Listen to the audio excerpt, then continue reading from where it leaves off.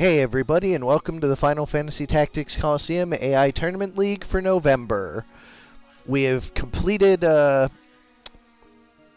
we complete round 3 yesterday, or are we completing round 3 today? Completing round 3 today with 4 matches. 4 winners bracket and the entire round 3 losers bracket. Oh, right. So we're going to see 8 teams today knocked out of the Colosseum. Yeah, it's one of those, we're starting to get down to the wire. After today, there will only be 8 teams undefeated of the 64, so starting to really pare things down.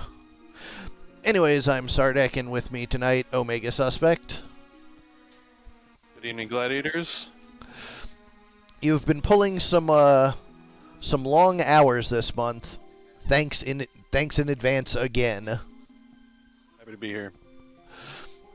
Were you the one that commented on the acknowledgments text this morning? I was like half asleep when I was reading that. I decided it was like past time that I do that. Thought it was very sweet, and it shows how many people have gone into this, for sure. Yeah, it's an unusually large team for me. I usually do everything by myself. So, like, the depth of help I've had of people just coming up and being like, hey, we can help with this has been incredible. Just unbelievably so. Yeah, I'm happy to be part of it. I mean, I'm super happy to have such a great community being part of it, so... Anyways, we have a few modifications going into today.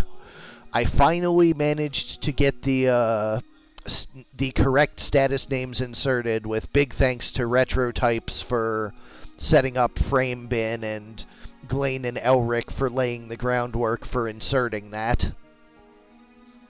That's going to be awesome to see. Oh yeah, I didn't post it on...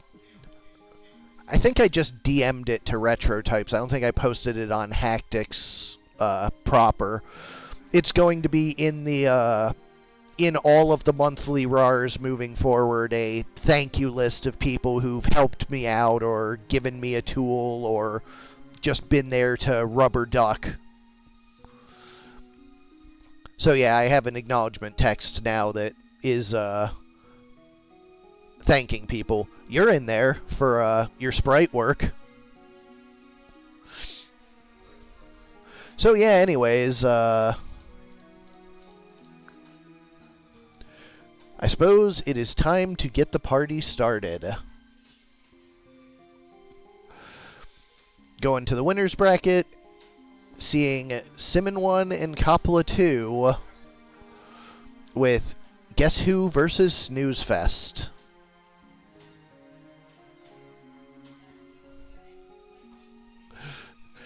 You know, I didn't notice that, but now that you mention it, yeah, that is what that team was. That's funny.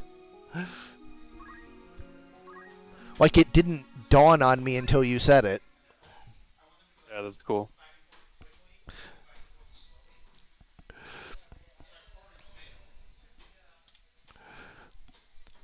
Anyways, Guess Who versus Snooze Fest. For Guess Who, we have Kurt Winter the Lancer with Holy Sword, Counter Throw, and Attack Up. Gary Peterson the Ninja with Talk Skill, Counter Magic, Concentrate, and Monster Talk. Burton Cummings the Ninja with Draw Out, Dragon Spirit, and Equip Armor, and Defense Up. And Jim Cale the Engineer with Basic Skill, Arrow Guard, Deadshot, and Sicken. Snooze Fest, featuring Snooze the Geomancer with Draw Out, Counter Flood, Magic, Attack Up, and Defense Up.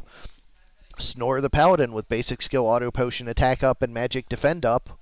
Sleep the Monk with Battle Skill, HP Restore, Equip Armor, and Equip Sword. And Nap the Priest with Time Magic Regenerator, half of MP, and Move +1. Heading to Large 30.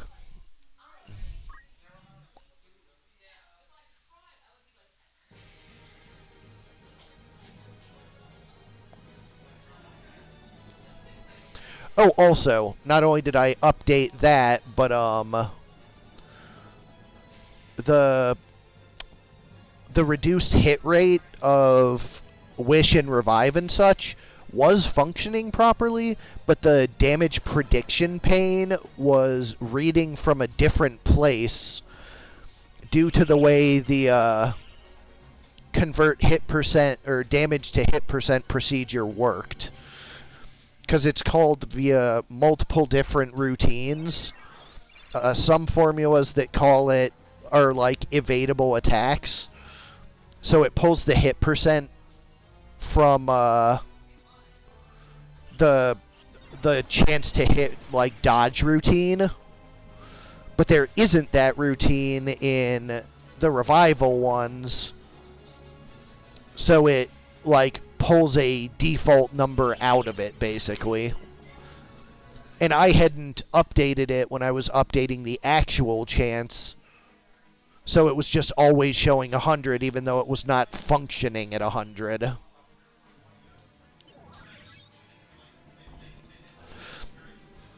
Anyways, Hellcry misses the ninja, but he misses a death sentence in response. Yellow is Snooze Fest, correct? White is Guess Who? Yep. I wasn't sure, and then I saw Nap pop up for yellow, and I'm like, yeah, it sounds like a Snooze Fest name. Oh, yeah. I think I remember the Break Monk being part of Snooze Fest as well.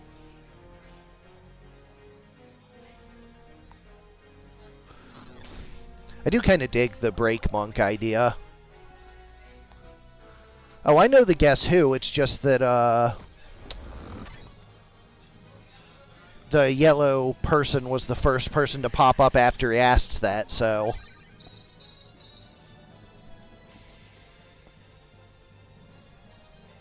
Consecrate from the Paladin damages the ninjas, but the Lancer has a cross helmet on, so heals him. Break Monk breaks the gun of the Engineer. That is a big, big difference in damage output right there. Yeah, breaking a gun is always very huge. Still punching for 15, though. With Sicken. Definitely doing more damage than the punch itself, that's for sure. But the monk gets a 646 heal.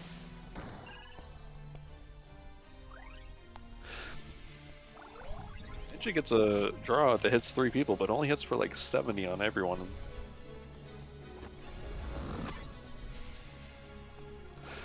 Yeah, Snooze Fest's definitely a very defensive team.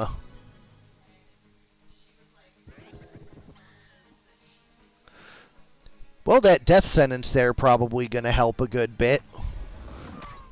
Yeah, death sentence is a good way to bypass defenses for sure.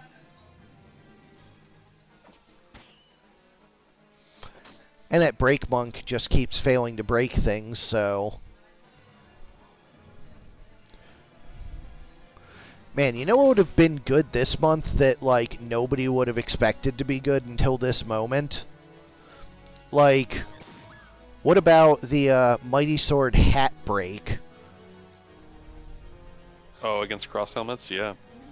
Like, that would have been really good this month if we had, like, realized how ubiquitous and powerful cross helmets were.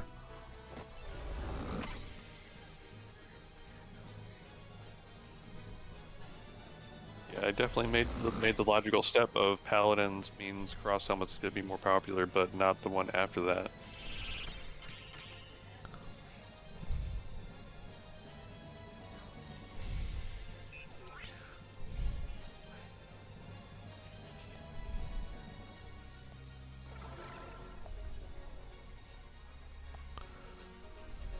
Snooze is going down after this. It's a heal off first.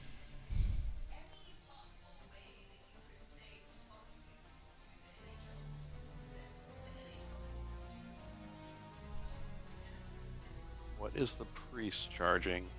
Can she cure death sentence? I think Asuna does. Should. Here we go. Death sentence is gone from the Geomancer. Along with the sicken off the knight, the poison. So yeah, you have to take down the priest and then put death sentences down. So yeah, probably not a great position to be in when you're Guess Who.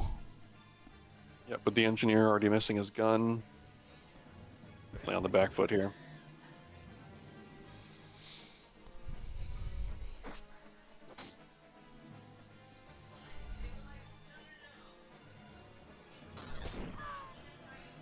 Double kill. Yeah, that's worth some friendly fire. Managed to hit his own Lancer with that, but it's a double kill.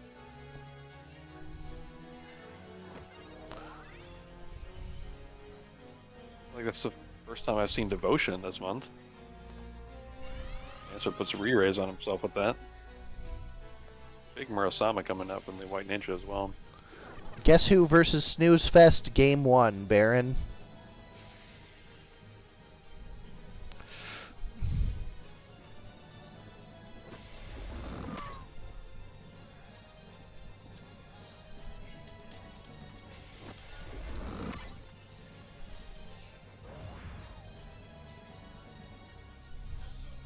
'82 Judgment leads to a more damaging counter flood in return.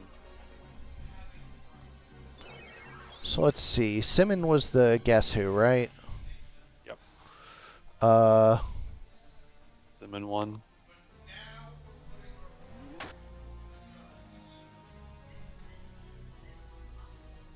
The Lancer is the one with the devotion. it's in the team builder, so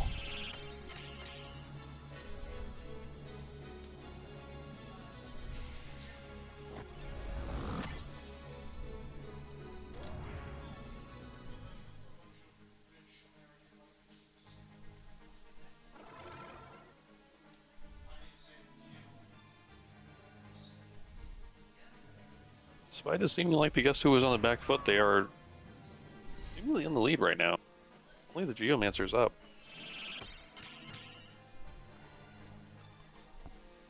Or no, that Paladin back there is on the yellow team as well, isn't it? So yellow Geomancer and yellow Paladin are split up. and also Paladin that has death sentence. Yeah, so only the yellow Geo is alive. Even without an engineered gun, looks like Guess Who's gonna take game 1. That's one way to do it. The engineer crits the Geomancer off the ledge for the kill. I kind of love that. Give me 1 second here.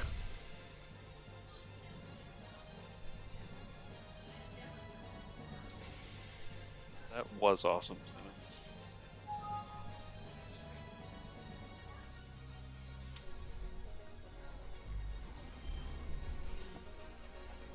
Game 1 goes to Guess Who.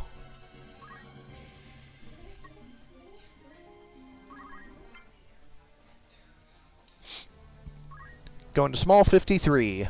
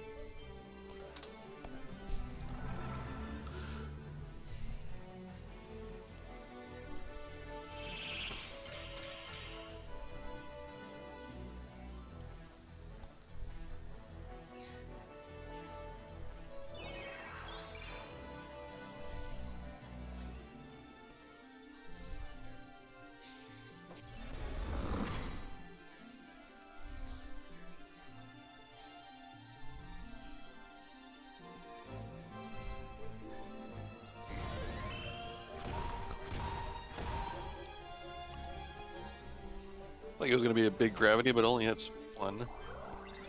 Engineer steps up and crits the priest for 260, putting her into critical immediately. Although at least the regen covered the poison, so she doesn't have to... Well, didn't matter. She was dead anyways.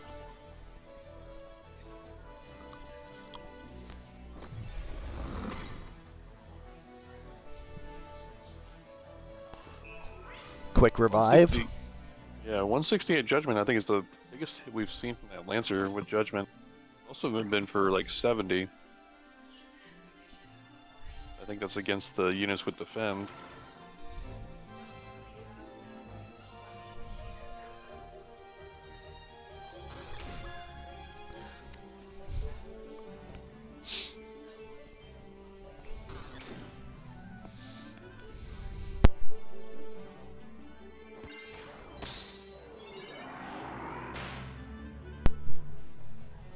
Big Shine brings the Engineer to critical.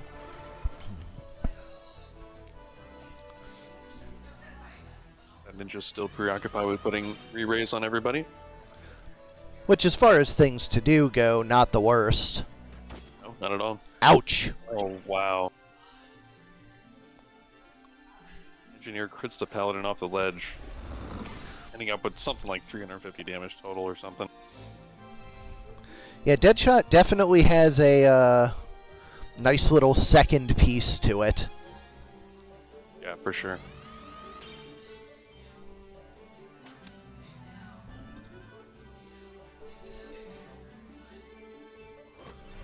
Crit him back. Knock him off.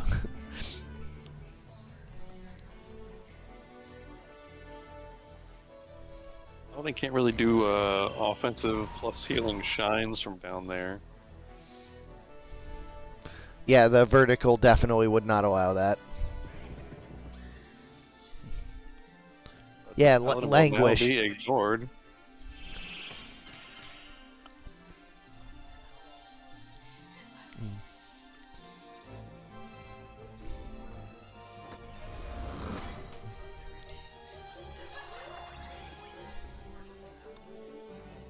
The Judgment from the Lancer to bring the Priest into critical.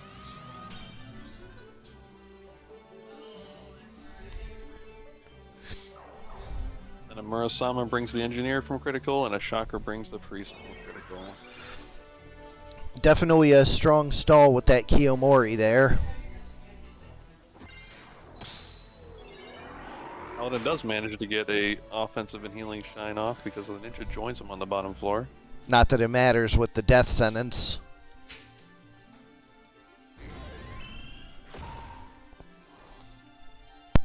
Gravity from the Priest brings the White Ninja into critical as well, but regen or move HP brings him back.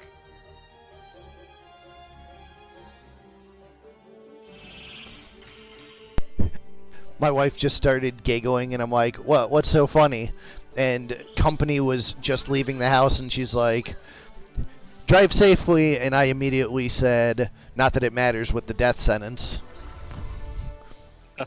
Whoops.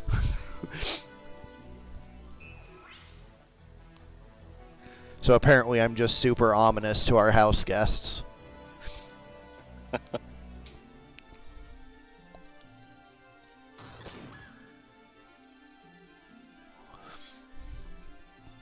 Anyways, the Guess Who looks like they're having a much easier time on this map than the beginning of the last one.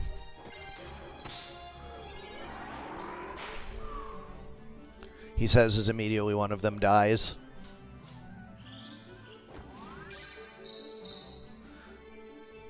Yeah, that's not a lot of damage from the Consecrate there. Yeah, I mean, between the protect and the defend and potentially high faith.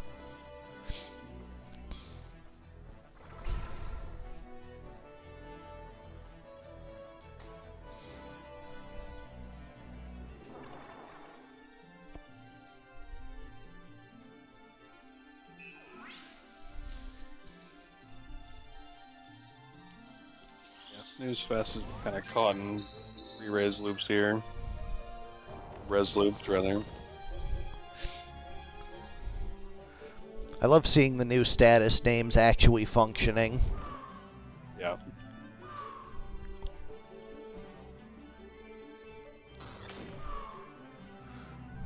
Like we've seen Fatigue and Sundown in this match.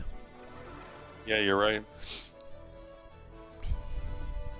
It was so natural I didn't even notice it, even though I know that it's new. If that makes any sense. No, yeah, like that's elegance where something is just so so clean and obvious it goes underneath notice.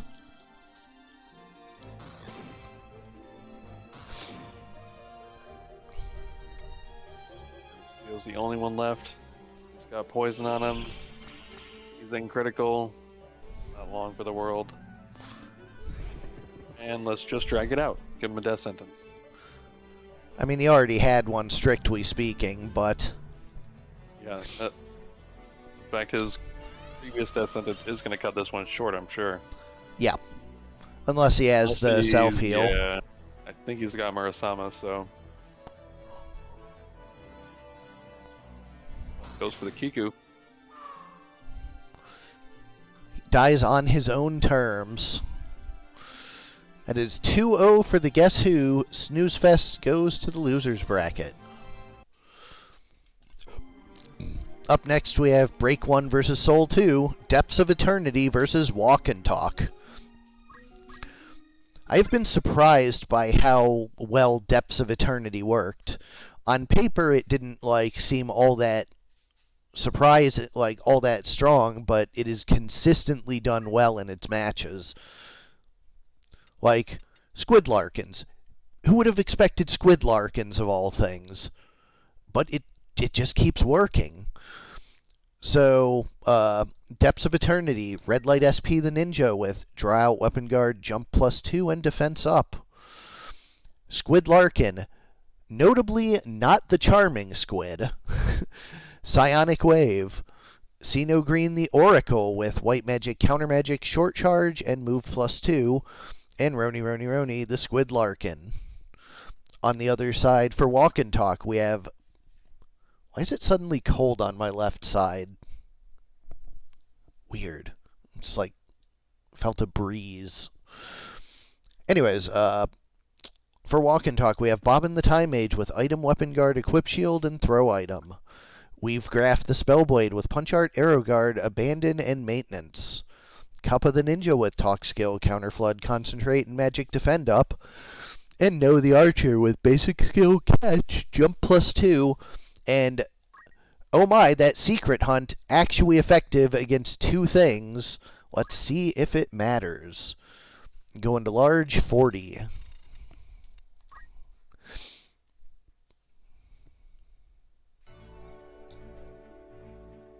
Yeah, I do love this water-themed team. What kind of reses do they have? Can you remember? This would be quick to check.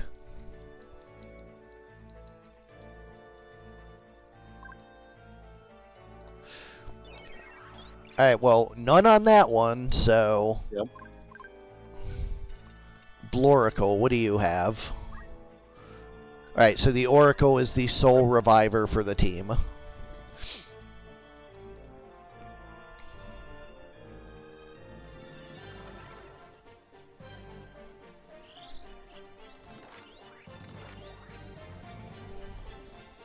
Double haste.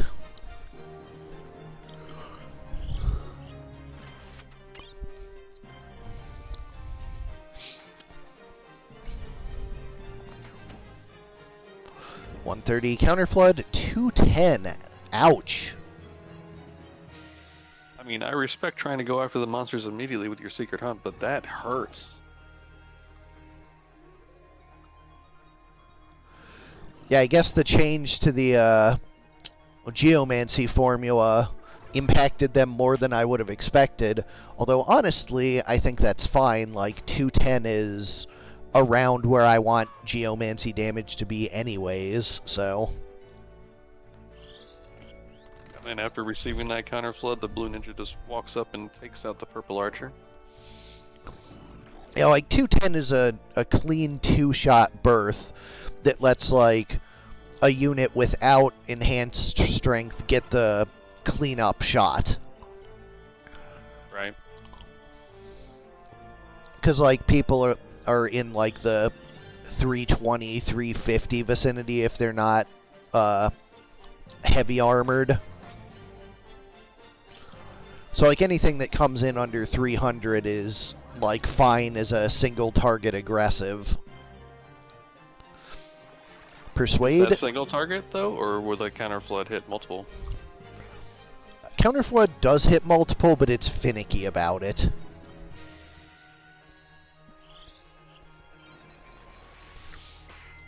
Oracle moves up for a holy. Only hits for 87, though.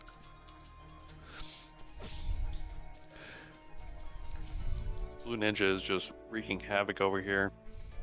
Weaken will slow that down some, though. That's what the purple is? Yep. Okay. Which actually showed as weaken. Perfect. And weaken is what, just 50% damage or something like that? 67.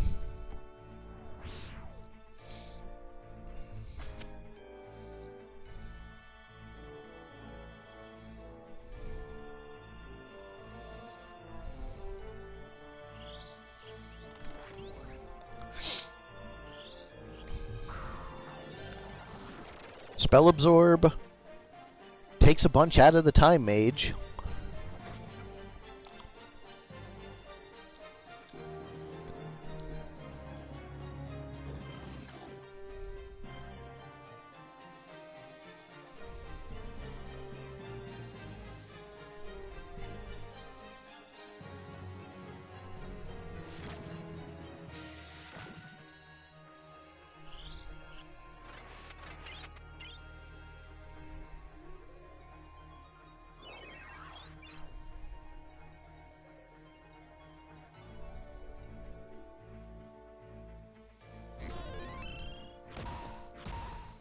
Three-hit gravity, pretty nice.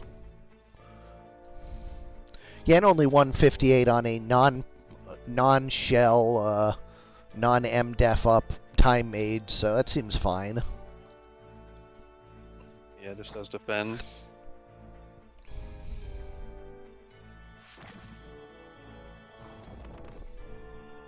Also lol. Sorry about that, buddy.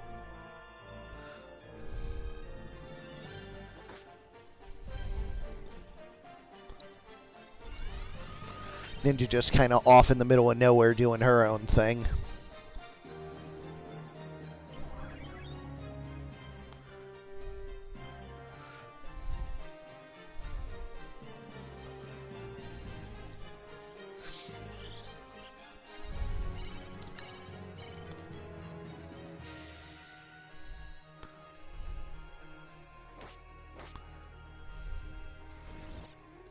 They do seem to be doing pretty well in spite of it, Coppola. Like, they're about to be in the top 8 if they win this match. Yeah, for sure. Seems like a strong team. I mean, it didn't to me, but they keep winning, so, like, I kind of just have to accept reality, right? Yeah. Like, on paper, this team doesn't look that strong, but, like, yes, it is. Like, with the kind of offense that some of these teams can put out, it feels like having only one revive is dangerous, but apparently not. That was exactly my concern, is like, where are the revives at?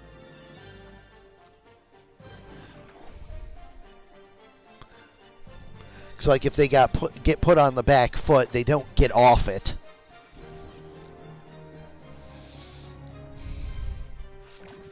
And these are not the units I think of when I think of, like, withering offense. Exactly. Like, usually, I would feel like if you don't have reses, you need just an overwhelming offense, just put the other team on the back foot, but they don't really seem to have an overwhelming offense. I mean, whatever it is that makes the team work, though, it does in fact work. Exactly. Like, the Oracle and the Squids kind of just distract people for long enough for the Ninja to take people out, it seems. And the Squids themselves do put out some offense with the counter floods and the occasional Aqua Lung to finish people off, like that one there.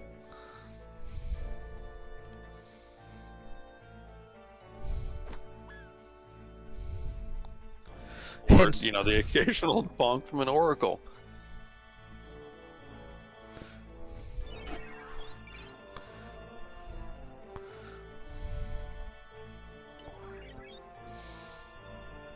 Mage gets back up and Ambrosians himself.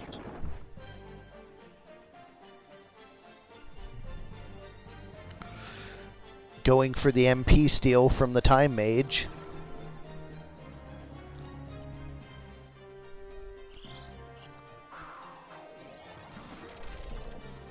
Nice, I like that. Like, I think they just tire out teams. Yeah.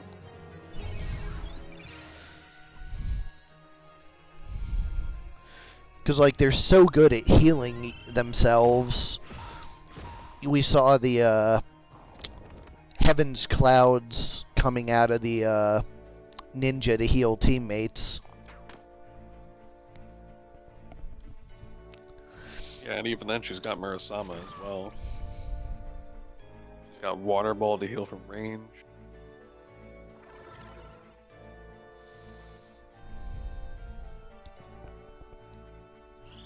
The Oracle's got Cures.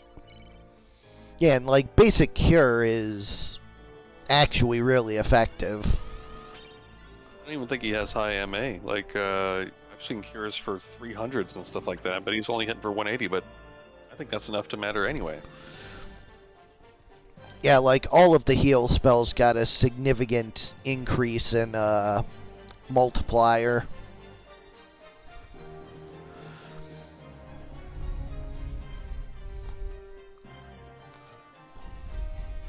I guess Oracle and Ninja both have like 360 health. But they hardly ever go down.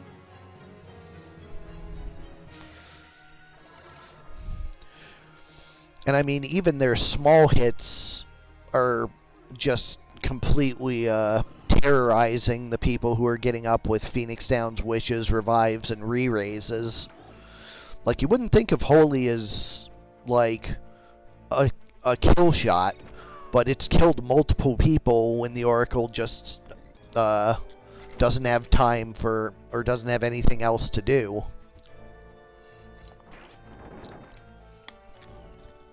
Like, he's the finisher and lets the actual aggro units do their thing. He is being very aggro right now, and he's getting hit for it. Those are kind of falling behind here. Well, they both got hit with slow when the rest of the team had haste, so... They'll do it. I think they were curing their teammates of slow with haste.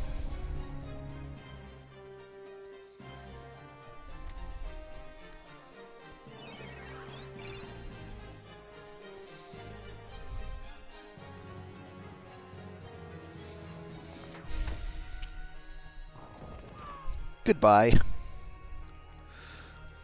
The absolute worst time to die with re-raise is on a counter-strike. Immediately take away a tick? Well, no, with re-raise, it means you don't get back up for an entire turn cycle, so you might not ever, as evidenced here. I see. Game 1 goes to Depths of Eternity.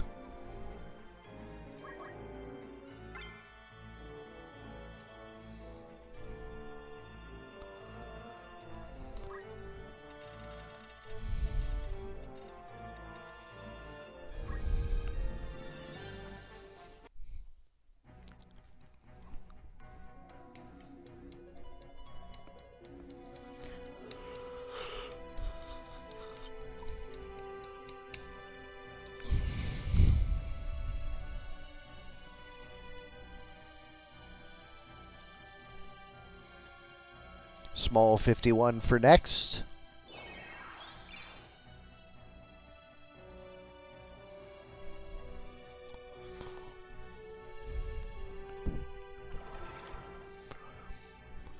Like, I really want to understand Depths of Eternity and how it works and why, because me not being able to see on paper that it's good means I have some lacking in my understanding that I need to, like, get my head around.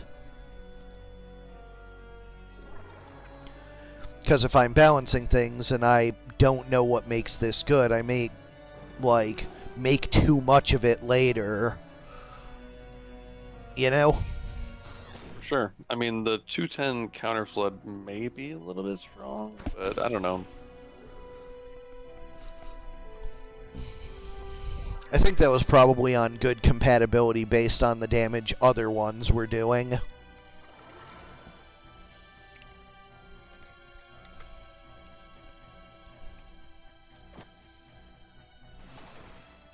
Or maybe it was neutral and the other ones were bad. I think this Oracle getting up here this early may be dangerous for Depths of Eternity. The Oracle goes down, which it does right there with a crit from the Archer. There's no way he's going to come back, so...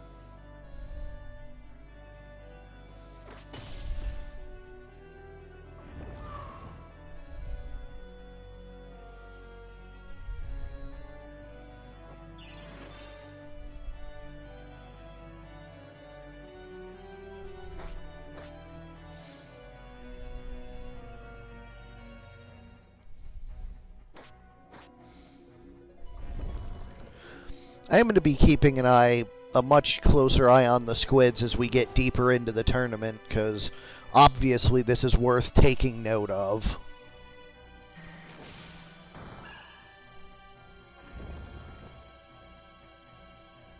It was a cool move to do the Heaven's Cloud to take out the enemy and heal the squid, but the ninja does get counter flooded into critical.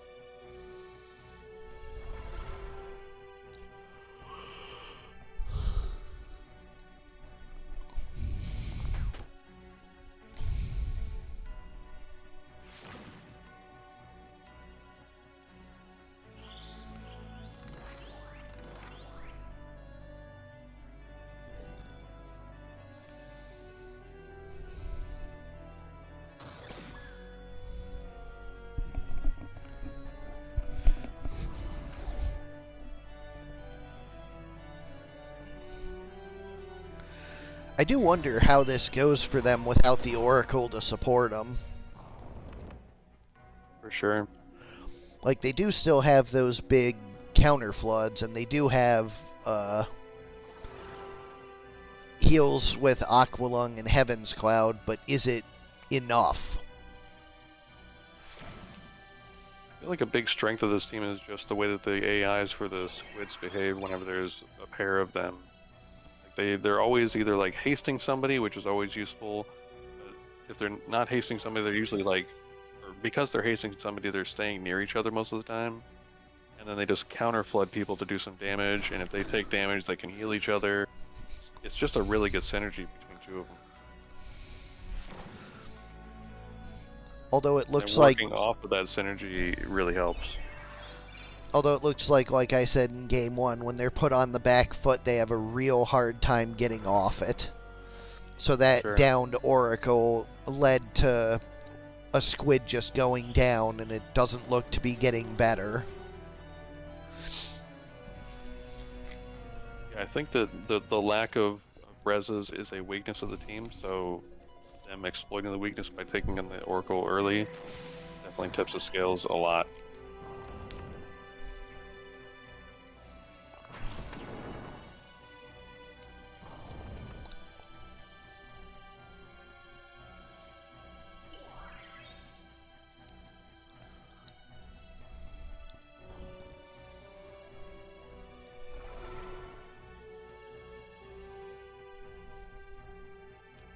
Or Spellblade's been in crit like the whole game. It is one of the few things keeping the Depths of Eternity in the match that the Spellblade refuses to join.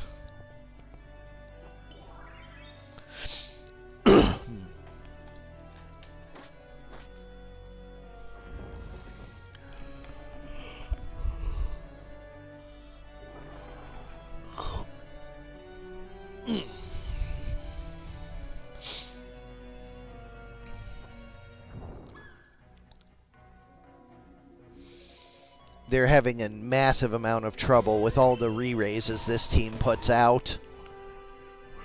Yep. There goes the other squid as well.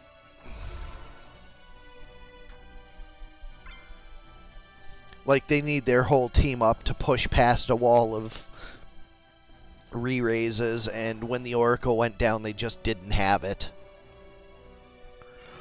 They needed really him around.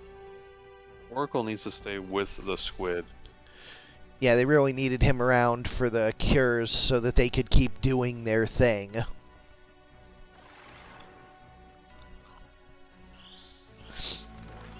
And yeah, once again, there's Weaken, as you see, with the status verbal. Yeah, that's awesome. And just like Vegas saying, I think a huge part of the offense in this team is just the counter floods from the squid.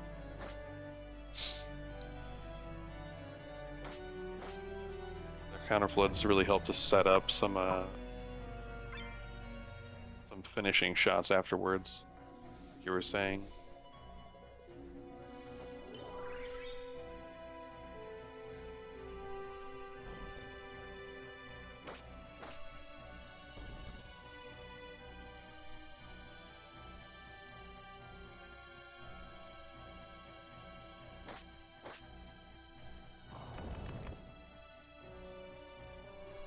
Fatigue.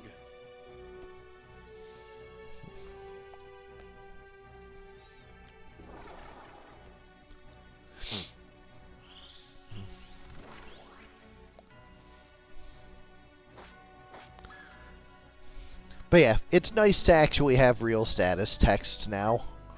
Heading to medium 56 for the decider.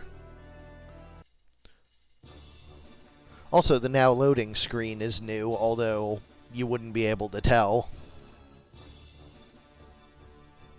Cleared up a bunch of extra space in the Scuss routine with a rewrite by Glane.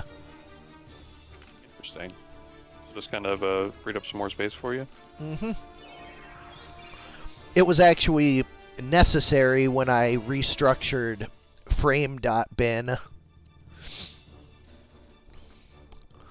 Because, like, the word loading and now loading takes the LOA from float, the D from dead, and the I from re-raise.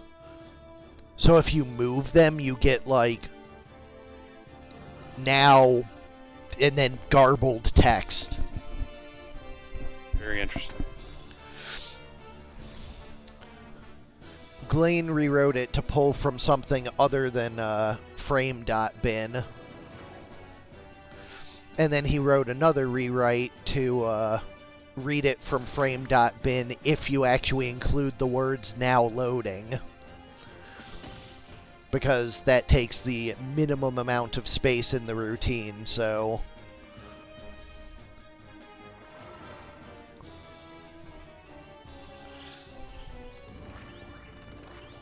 This match's opening is looking a little bit more like the first one. Oracle is sticking with the squids. The Blue Ninja's gotten out to the front and done some really good offense. It's still very healthy. Goes in for a big Asura on 3 units as well. Takes out 2 with that.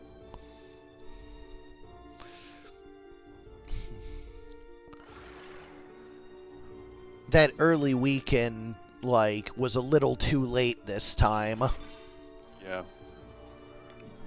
Because that weekend is really necessary to keep that ninja in check.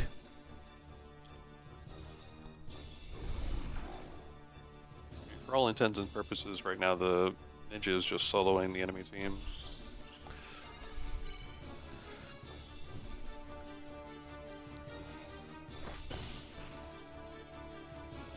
Oh, but it does get hit by a don't act, so it can only auto attack now. Basic attack. Which, admittedly, as far as ninjas go, is not as big of a drawback as it used to be. For sure, but both ninjas are now in critical.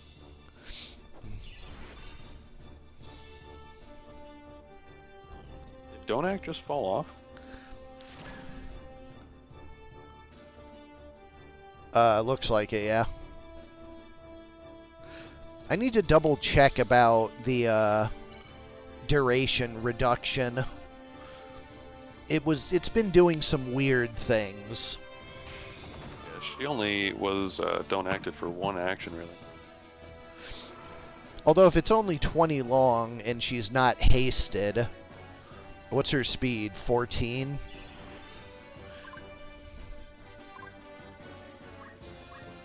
12. So at 20 for 12 is 240 CT. If it hit her like early in her turn, that's actually just possible.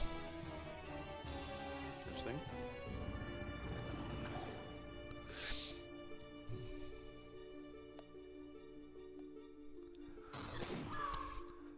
Iku double kill from the blue ninja. Only the time mage remains. Either way, I think the team was far enough ahead that even if she single targeted instead of double killed with Asura, it's still the same result, because it would have been a dead and 2 near fatal, or 2 deads and two near fatals, like whatever.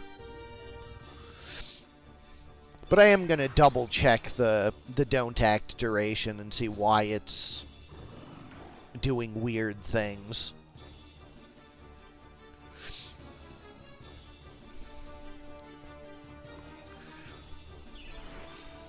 It's been on my to-do list a couple of times. And each time I think I solve it, like, another weird thing happens. As is tradition. Yep.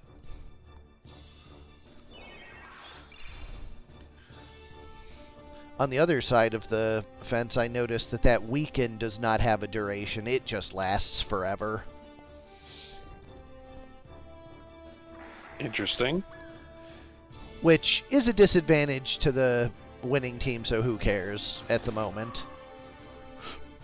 It's a wash. It had not come up over the course of this event. Like, normally somebody gets weakened and then they die immediately and it doesn't matter.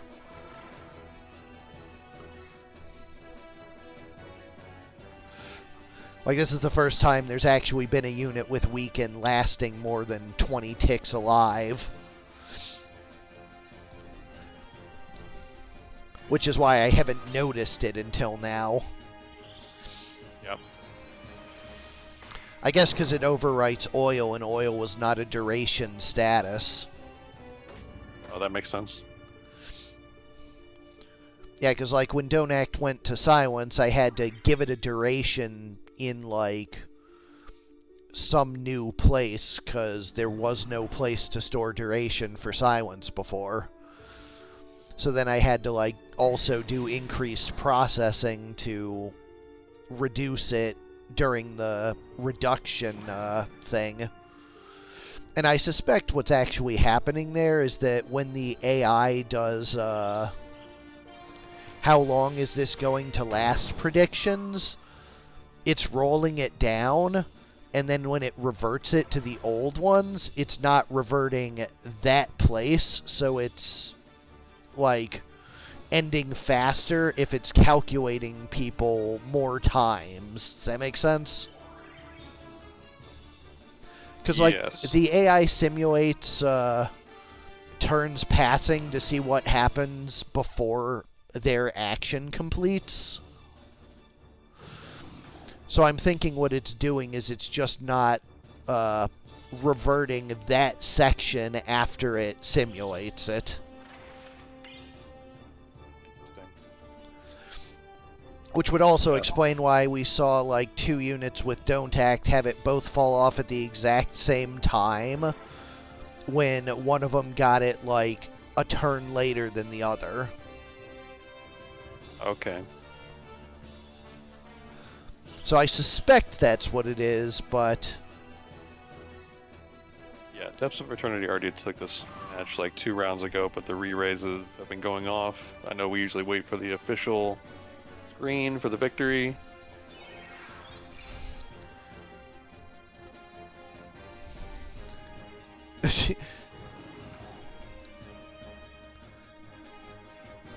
Alright, guys, earn your victory screen, okay?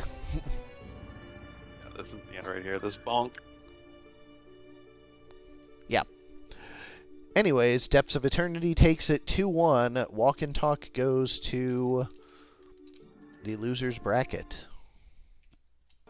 We'll be right back. Yep. Up next, Kjata 4 versus Korremar 4. Charlie's Angels versus All for One.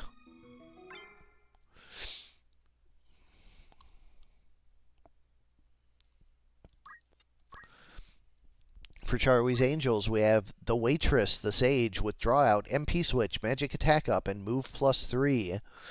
Sweet D, the Ninja, with Basic Skill, Dragon Spirit, Concentrate, and Move +2. Ruby Taft, the Time Mage, with Item, Weapon Guard, and Equip Axe. And Charlie the Paladin with Punch Art, Counter Throw, Attack Up, and Move +1. On the other side, for All for One, we have Athos the Paladin with Basic Skill, Dragon Spirit, Move MP Up. Porthos the Spellblade with Basic Skill, CT Save, and Attack Up. Aramis the Knight with Punch Art, Weapon Guard, 2 Swords, and Sicken. Red Shoes with that double longsword. And D'Artagnan the Squire with Item, Arrow Guard, Abandon, and Throw Item. Heading to large, 45.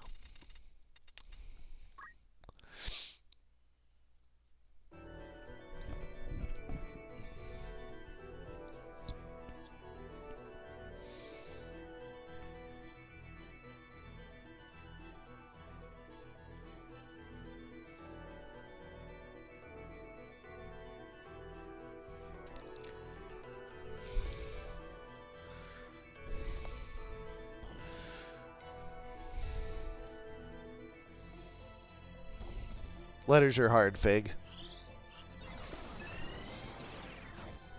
Triple haste to start leaves one of its teammates behind.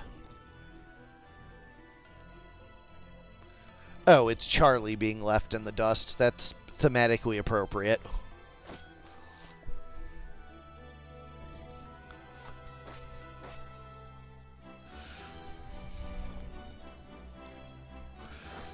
Stasis Sword lands the Don't Act, but gets the MP switch, so 6 of one, half dozen of another, I suppose.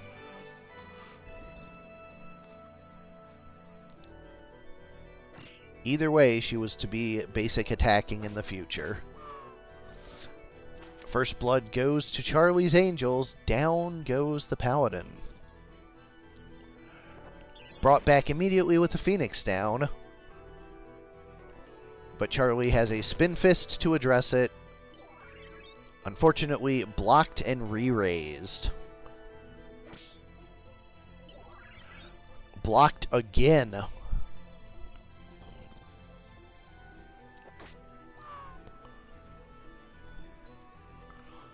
Finally, a Shuriken takes him down. Stasis Sword again, with a kill and a counter throw coming back.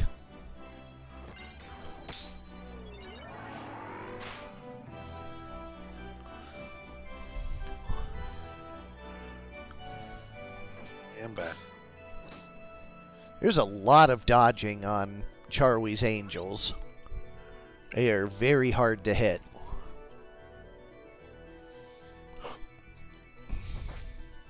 Are these Angels in red? Blue. Okay. Oh yeah, that makes sense.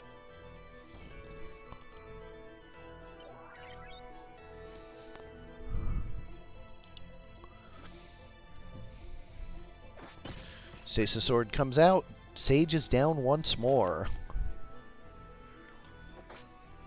Shuriken addresses the Paladin, although he will return. Revive for the Sage. With a Murasame to full heal her on the back end. She's fully healed now? Nice. Yeah, she only has 225 hit points. Oh wow.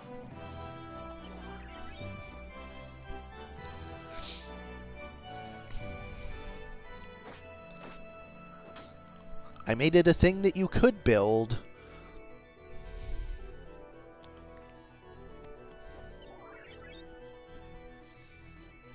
Is that a Berserking Knight with Sicken? That's a dangerous unit. Yep. Has 2 swords and Sicken.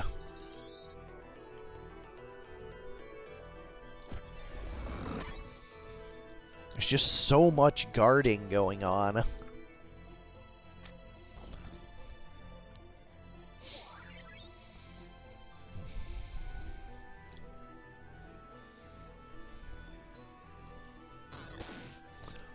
Can't guard that. Yeah, doesn't care about her missing MP for that. Guarded.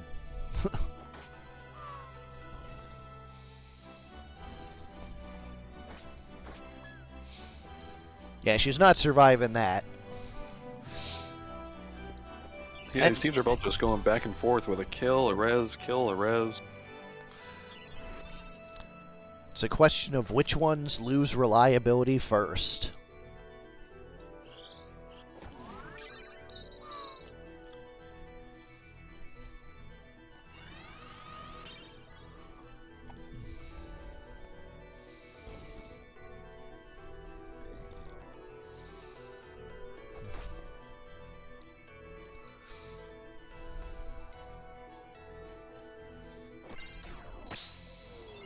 Shine coming they out. Choose to go for some offense instead of the revive.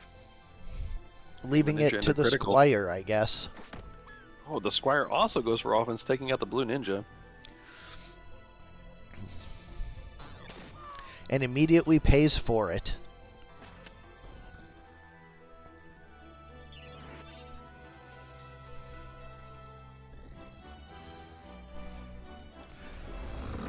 .207 Judgment, but that knight is still up and strong. Yeah, he's proven to be very difficult to take down.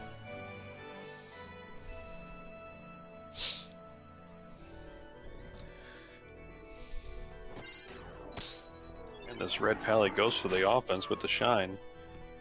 Takes out the blue pally. .207 near fatal. The Shuriken ends it. She double turns to get the wish off on the Time Mage. Charwie's Angels. Uh-oh. Clumping up like that is not a great idea versus a Paladin. Full health paladin. Who just goes to the top. The dunk on him with a shine. Dunking has occurred. Ninja has to defy pain, but has a sundown on her right now. Yeah, she's just gonna die in one hit. Like, not even a question. Yeah, and then I don't think the Sage can res her. So it's going to be the Paladin versus the Sage. What? Why? He just... he didn't kill her? No question she's going to die, and then that happened. Note Wish becoming less reliable over time. She missed on one teammate and was at 84% on this one.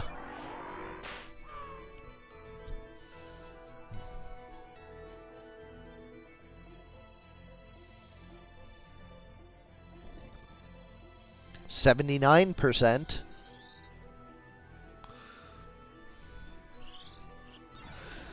Haste and a crystal will be nice, though. Yep.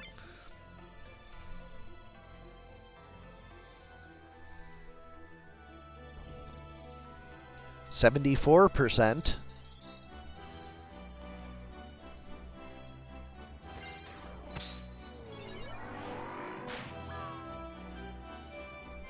Here we go. Shine takes out 2 of the units now. Red Paladin versus the Time Mage and the Sage now. It goes for an axe swing, but doesn't quite get it.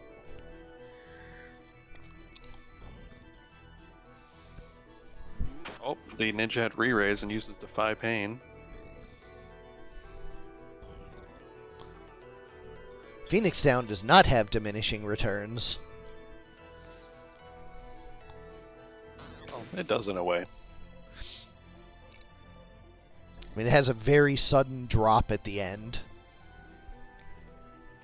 Vanishing returns. She survives the shine.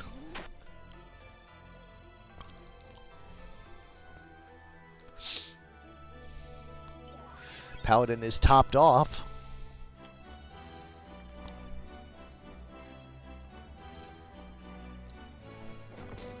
That's one way to end it fast.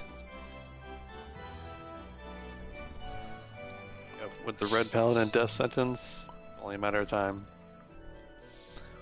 Yeah, he would have to get a pair of double kills with nobody reviving or dealing. Now he needs a quadra kill. And with that positioning, he's probably not going to get it. No, these two are definitely running in the opposite direction.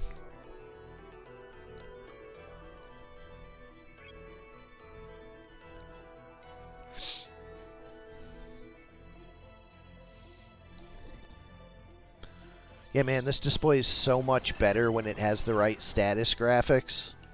It's so much easier to read. Yeah, like, for the first half of the month, the commentators were like, what's oil again? Yep. And, like, because I made the oil and undead visuals flip, they're like, is that undead? And I'm like, well, yes, but no, it's weaken. Yep. It's like, we know what everything does, we just don't know what it looks like yet. Yeah. And, like, we had more or less figured it out, but, like, this is just better for the viewers. Anyways, Charlie's Angels take it 2-0. Or was that map 1? I think that was map 1. I think that was map 1. Going to small 86 next. Charlie's Angels start off 1-0.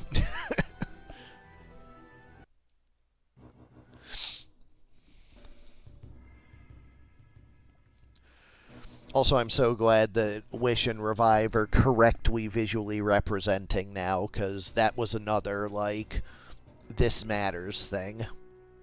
Yeah, I know you were showing some concern about Wish earlier. Yeah, like, it was just actually good luck that they were never missing it, because it was, in fact, correctly ticking down. Like, that was the first thing I verified last night, is this actually working? So I had the debugger open and was, like, following the thread, and yes, it actually is rolling the correct numbers. And I'm like, so why isn't it displaying them? So I was looking at the routine that it jumps to after. And I'm like, oh, okay. Lots of offense coming out from both sides, as expected on the small map. One unit down on both sides. The Zerking Knight also in critical. And the red Spellblade goes down as well, so blue team is up 3-2 right now. Nope, 3-1 make that.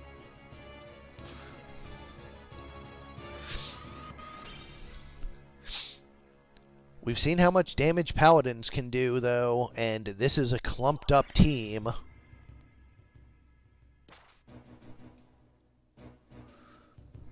Goes for the big shine.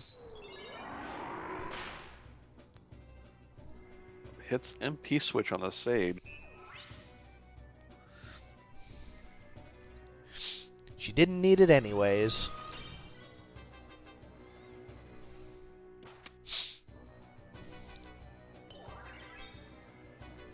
Yeah, this red Paladin's just not fast enough to do this. I mean, yeah, the haste on the full enemy team.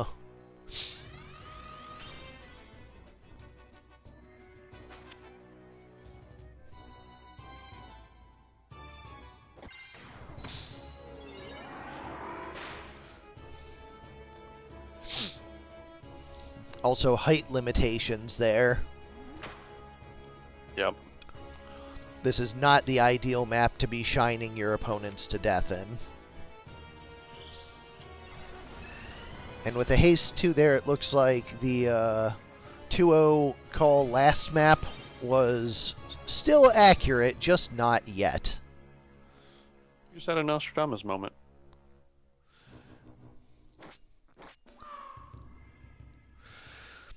There it is. Charlie's Angels take the match 2-0.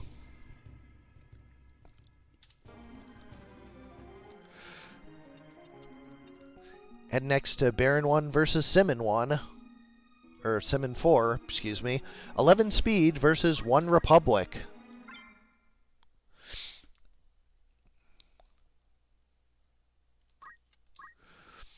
For 11 speed, we have 11 speed. Frank the Squire with item Arrow Guard, 2 swords, and Sicken. Double flail Sicken. Tina the Geomancer with Summon Magic, Counterflood, Magic Attack up, and Move HP up. Samantha the Sage with Black Magic, Absorb Used MP, Short Charge. And Peter the Priest with Time Magic Catch, Move MP up, and Move +1. On the other side, for One Republic, we have Zach Filkins the Knight with Elemental Regenerator, Overflow, and Defense up. Drew Brown the Paladin with Punch Art, Auto Potion, Attack up. Ryan Tedder the Ninja with Talk Skill, HP Restore, Equip Armor, and Guts. And Eddie Fisher the Samurai with Precision, Arrow Guard, Concentrate, and Float. Heading off to Large 6 to start.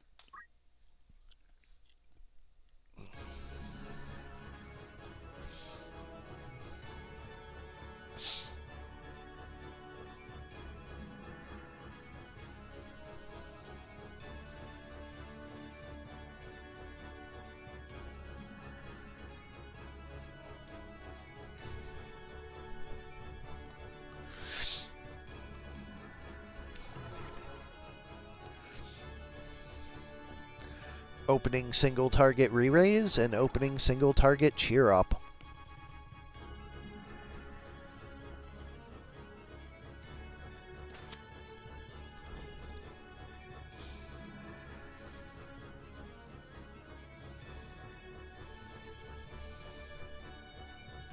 I believe this 11 speed team is the one that has a lot of really good sources of MP restore.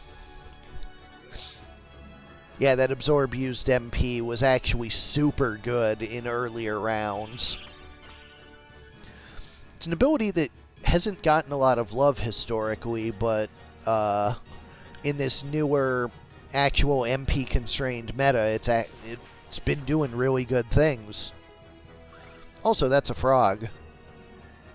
Yep, 11 speed opens up with a frog on to One Republic. I don't even remember what unit that was. Knight. Knight.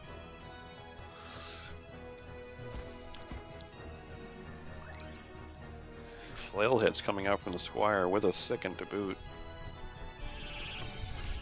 The Mass Immune will take away the Sicken immediately.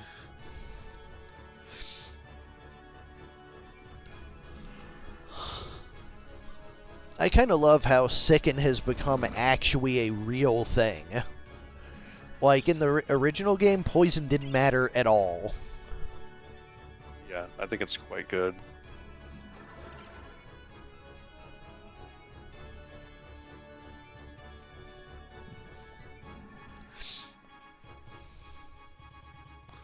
Get another frog. That looks to be Rejuve. When the Squire dodges the arrow, giving him enough time to get the Mega Potion off and probably the Rejuve as well.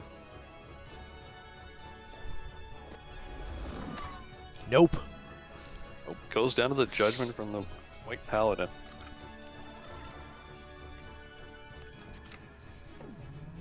I guess it was Moogle.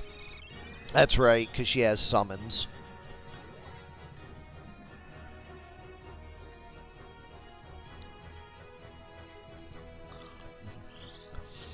Immediate life, though.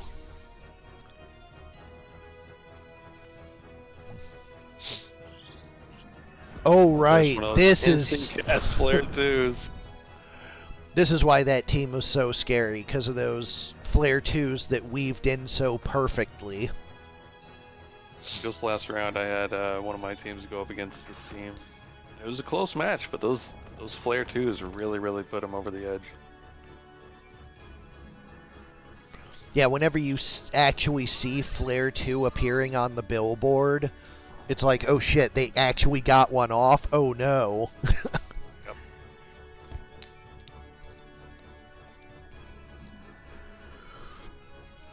The thing I'm happiest about this month is that the big nuke spells actually matter. Because, like, when did anybody care about Zodiac or Flare 2 or Leviathan or Titan before this month? Yeah, not often. Mostly about Cherry if you were looking for a big bomb. So I like that, like, actual spells are a real thing now. Yeah, we've seen many effective summoners. We've seen the effective player 2s. Speaking of,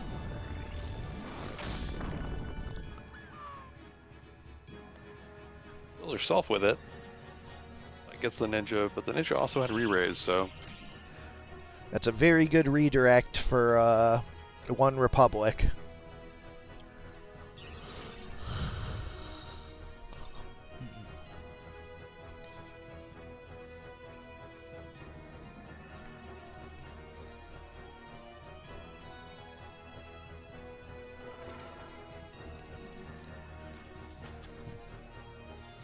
I just thought of a new ability I'm going to add.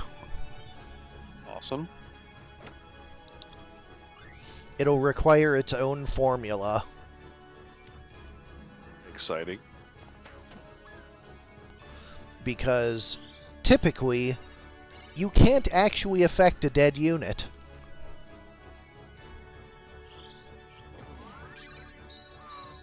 Beyond, like, curing its dead. There are, like, special controls in place to prevent that.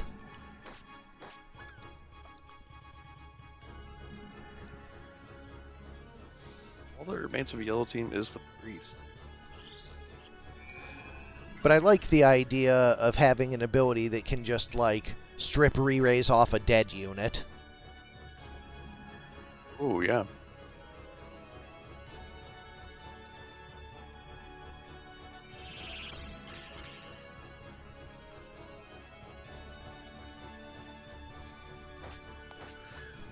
Because, like, Strix Feather is great and all, but, like, sometimes you just want to let your Berserker kill a guy and then let your cleanup crew, you know, prevent the return.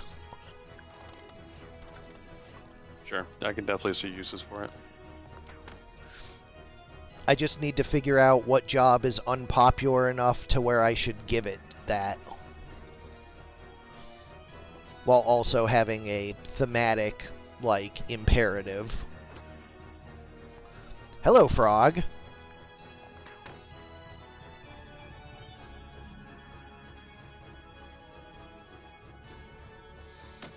Well, if it doesn't next month, Simmon, it will in March. Because March is the predicted full AI rewrite. Squire's already got too many toys, Void. I'm really hesitant about giving them new ones.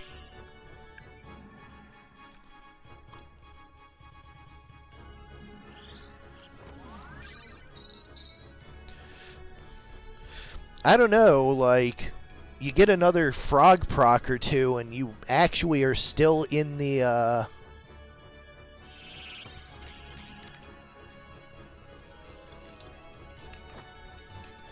Call it embalming shot or something and give it to engineers.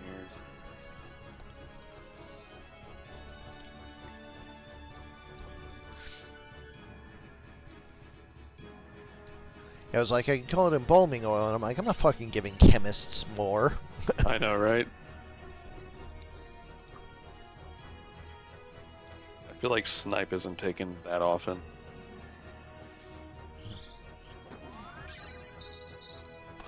One was from a water ball, one was from the rod bonk proc from the priest.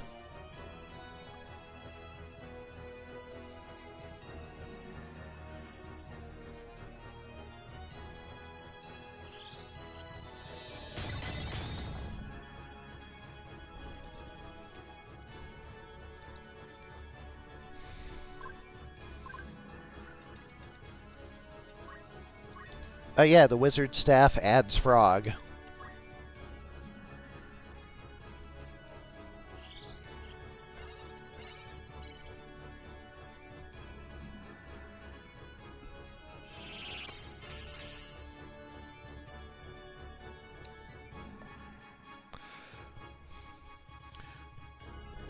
The paladin just needs to keep the priest in near fatal so it doesn't get an attack. And unfortunately, it looks like he did not do that. So a Frog proc here would turn it all around. Although he elects to go for the Cure instead. It does, Barren. Although if all 4 units are frogs, it won't matter. Because then you'll kill a frog and... oh, right, re-raise. Good point. What weapon is the Sage using?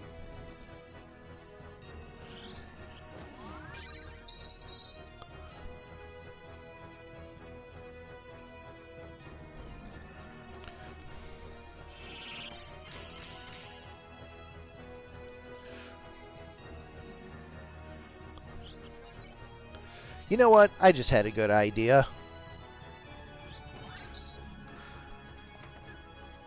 I should make it so that Frog only cures on death if you don't have re-raise. Making Frog a strong counter to re-raise. Yep, love that. The Sage also has a Wizard Rod, so... It's a different one. Oh yeah, no, you're right, you're right. Game 1 goes to Simmon. Yeah, that was game 1. Now I'm getting confused. It's contagious.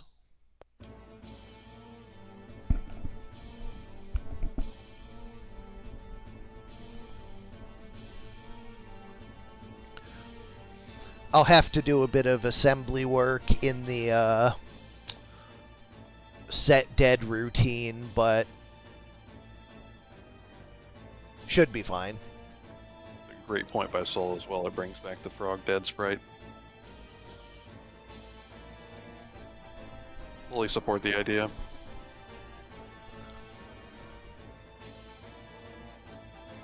I don't know, Barren. I think you might be surprised.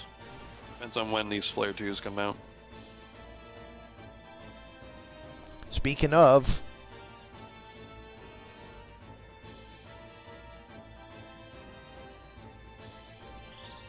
On a smaller map, if you could take out some of the units before they get re-raise on them from the Priest, definitely change things.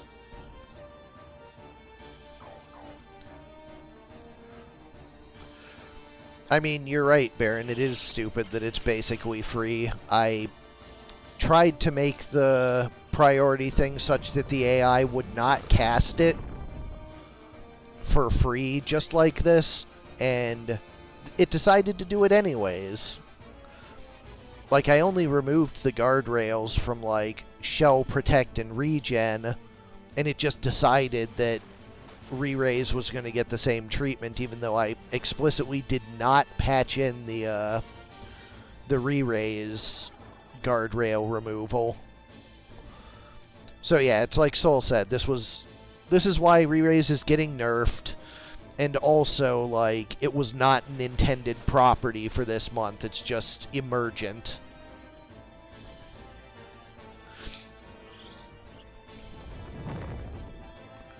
Like, I would have done the nerfs preemptively if I knew that the AI was going to be casting it this freely.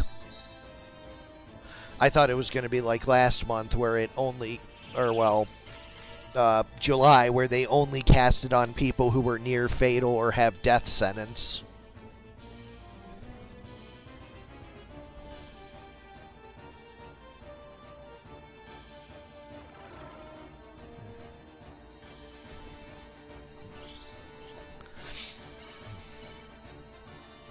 Yeah, like, there is an AI subroutine that if it sees an ally with death sentence, it re-raises them if they have it.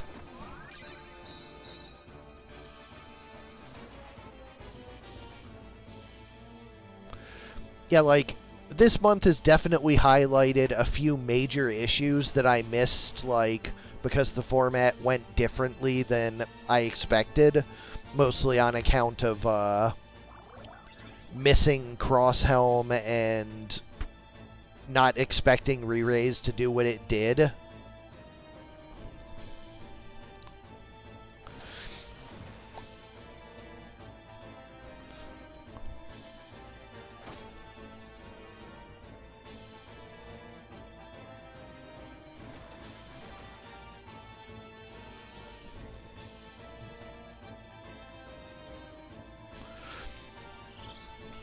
like, basically my short list of things I need to deal with is,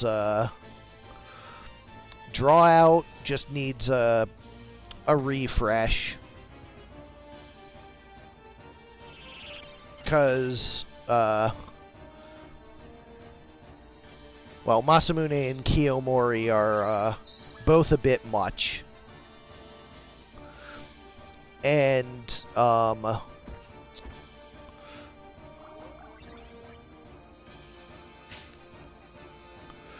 yeah, draw out's gonna get some attention. Preach is going to be dealt with in some fashion. I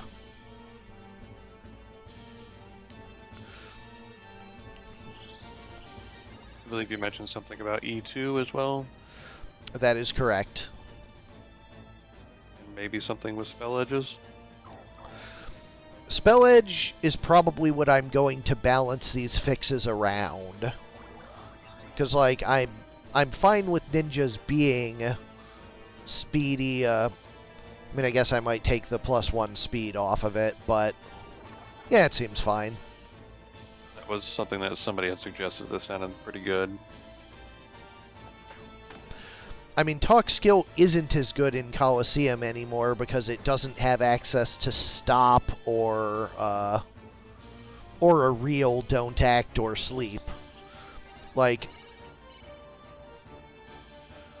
talk skill definitely needed something if you still had the ability to set stop or charm or don't act or sleep. But, like, the only one of those that still exists is charm, and the AI is refusing to use it.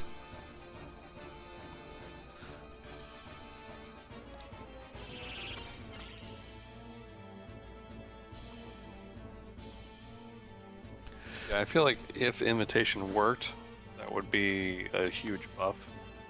Talk skill, which, say we intend for that to work eventually. So, I don't know if talk skill needs a lot of buffs for that, if we intend for that to be the place that it gets to, but... I don't have an answer for you, Simmon. I have literally no idea. I've been trying to figure it out and just have no idea. You should just generally assume that it's going to be that way until the complete AI refresh coming in March.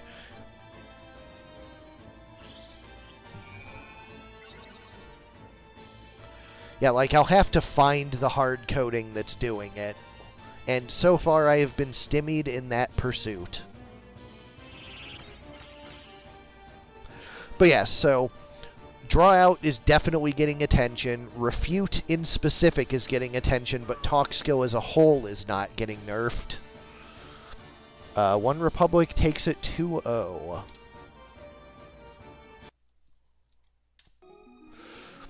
Up next, Cross 1 versus Omegasuspekt 3, Dumpster Fire 3.0 versus Duo per Duos. I'll be right back. Yep. It's a very good time to do the BRBs while I'm doing the formation spiels. For Dumpster Fire 3.0, we have Ari the Paladin with Draw Out, Counter Throw, Attack Up. Dallas the Mediator with Elemental, Auto Potion, Magic Attack Up, and Sicken. Casey the Porky with Oink. Charlie the Chemist with Talk Skill, Weapon Guard, and Equip Shield. Very difficult to hit this Chemist.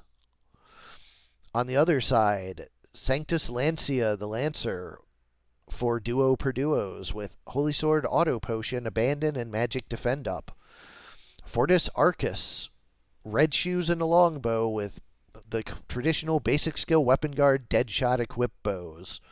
Frigus Offa the Samurai with Item, Hamido, Attack Up, and Sicken. And Semper Scutum the Monk with basic skill, Dragon Spirit, Equip Shield, and Defense Up.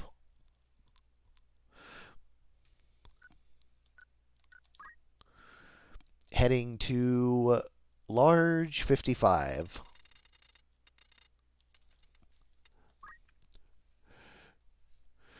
So basically, Soul and Fig, those abilities are in some significant manner controlled by the way the AI flows.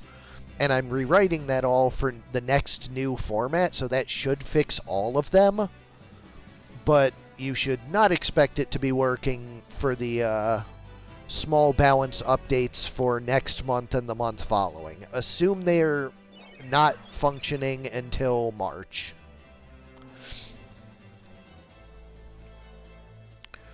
I mean, the main things I'm going to be fixing for next month are, like I said, draw out, re-raise, and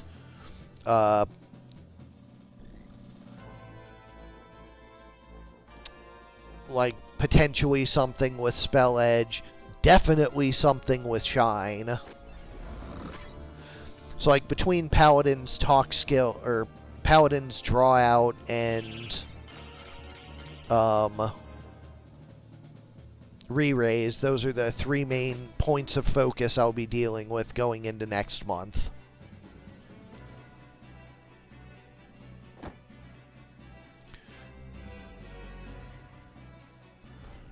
Yeah, I do the same thing, Fig. Definitely a mistake on a design level, naming those two things such similar words.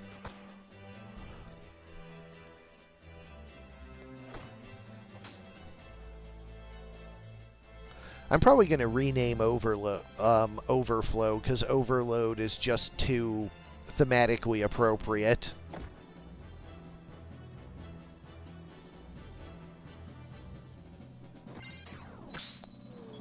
Just rename it Lucky. Yeah, okay, I like that. That's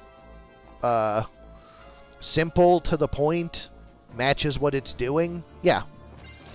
I'm going to rename Overflow Lucky. That was a brilliant decision.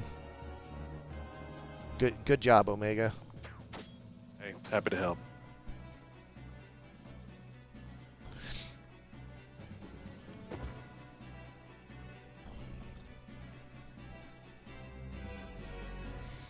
Also, I like that it's a smaller word, because anytime I can put fewer letters into tag text, the longer I can keep adding new things. Oh, nice. Because, like, there is a physical limit to the text you can put in the game, even with a DTE table. So, like, anytime I add a new ability and, like, replace, like, Zap with, like, Supercharge, I'm always like, ooh, don't let this be the time it goes over. Yeah, okay. So, like, changing Overflow to Lucky, like, that just got me 3 letters. That's 3 letters I can use elsewhere. Hell yeah. It's like Duo per Duos is putting out some nice offense here.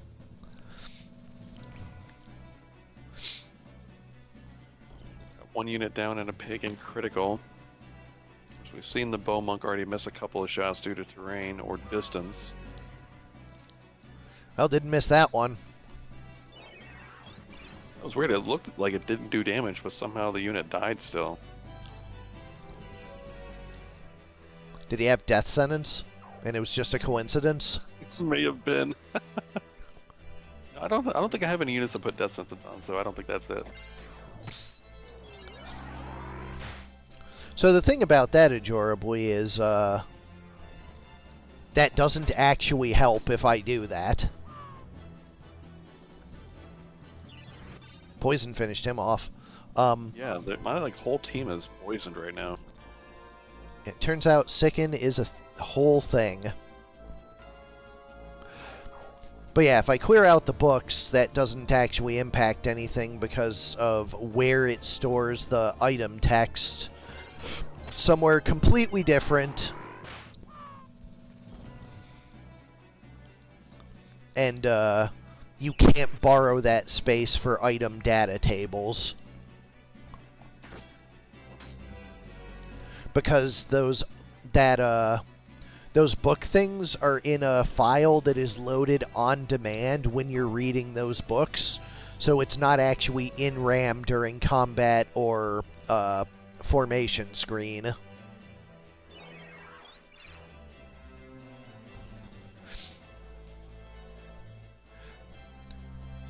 Like, fun fact, the world map and formation screen are in the same contiguous RAM space as the battle.bin.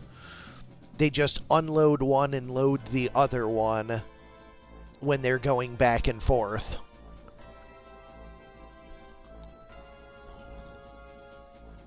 It's like I've accidentally made it very difficult for my Lancer to heal himself with Shine because he has so much magic evasion. I think Shine is physical evade. There you go. Maybe he has a bunch of physical evasion. Much more likely from a Lancer.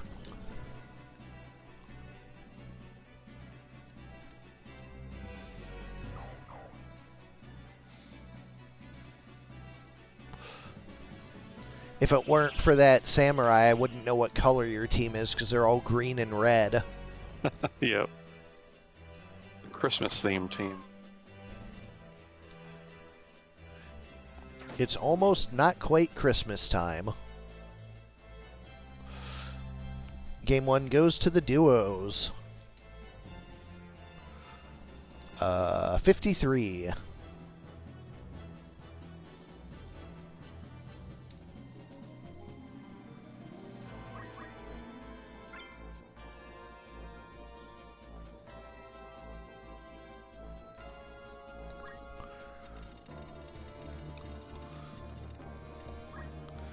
Did it miss the monk?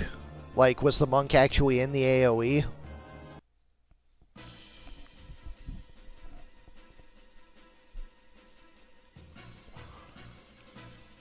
feel like we've seen Mass Immune regen your poison a lot this month, but I didn't see what Fig is referring to. Something to go back and check the instant replay at like an hour 30, which is where it would have happened. Well, hour 36 on Twitch, hour 30 on YouTube.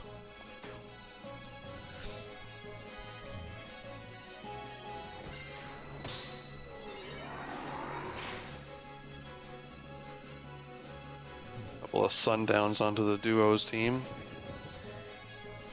And a death sentence on the Berserker. Along with a charm. The defensive monk.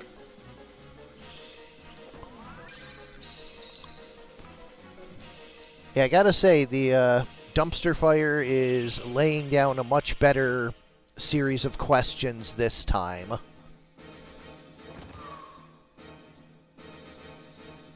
Death sentence cured on the Berserker.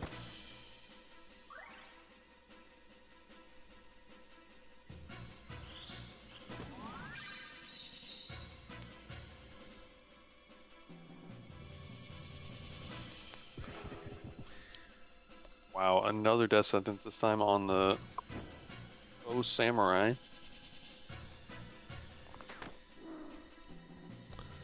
But the pig is punished for his hubris. Defensive monk moves to the back and cures his own charm.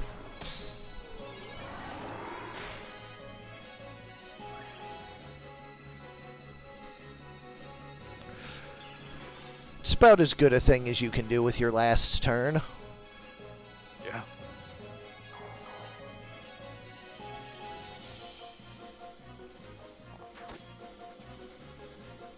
That sounds pretty disgusting, Fig. If it was already disgusting, why not make it more so?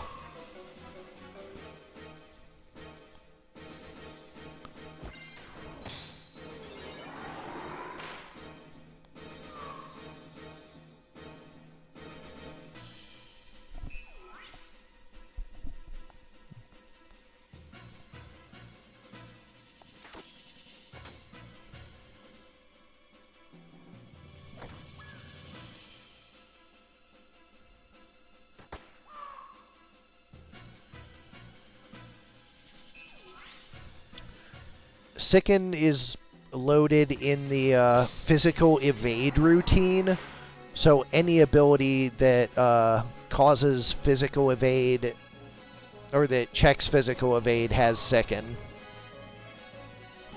And it can be something that's unevadable, like a gun, because it has the physical evade calculation in it and then just doesn't evade. Yeah, throw also is evadable, so... Yeah, like I think I've seen some Sicken Earth Slashes and like... Yep. Just like that, yeah. Sicken is on anything that has a physical evade check, because that is where I coded it in. Anyways, duo per duos, take the match 2-0. Dumpster fire finally extinguished. Up next, Omega 2 versus Kaffe 4. Psyops versus Blame Yourself or God.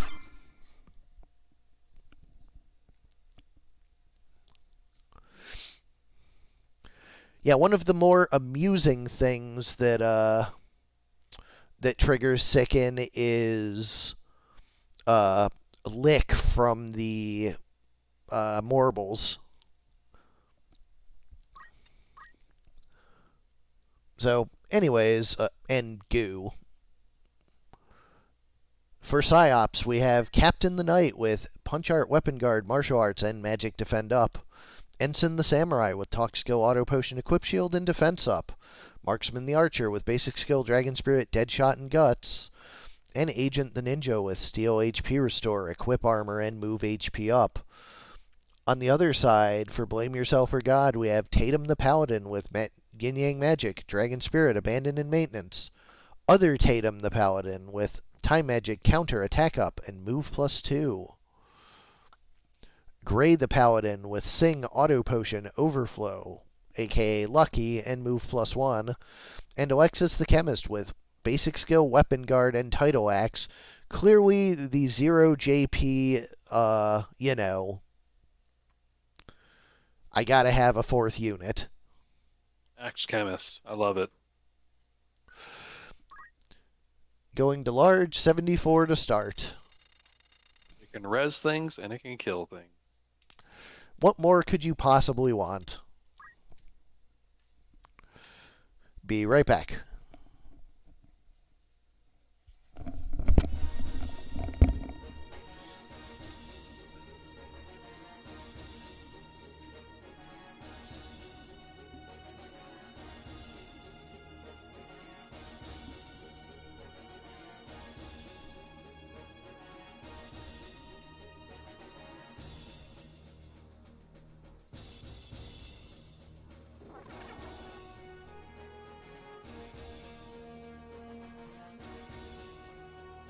Psyops units move into position. Not a lot of buffs going out, just a cheer up from the Marksman.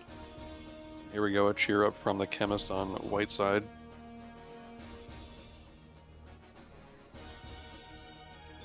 See a Kiyomori, hunted 3 of the units on Psyops.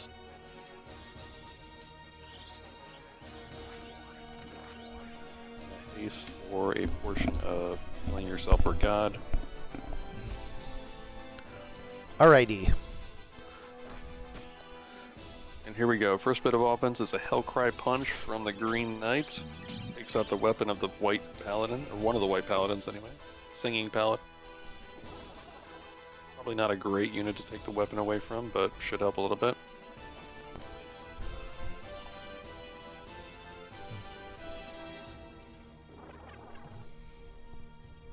Cole was pointing out that the Transparent on the Marksman here helped out to counter one of his evasive units in the previous round. Yeah, I like the hunting bow. It's a neat little effect. The Green Ninja lands a charm. I think it was on one of the Paladins as well. That could be huge. It was on the Hasty Paladin.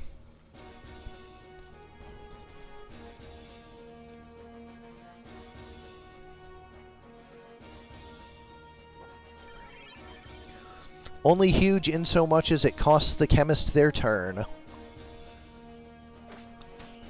And their axe.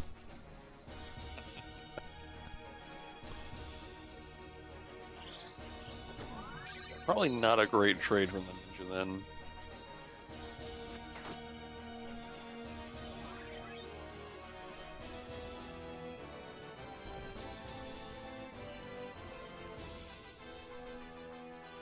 Let's try again. Got the charm again. 60%'s a pretty good rate for charm. Sure. 40 plus MA, and that ninja has 20 MA. And no clarity coming this time, so the paladin will get a turn to do something.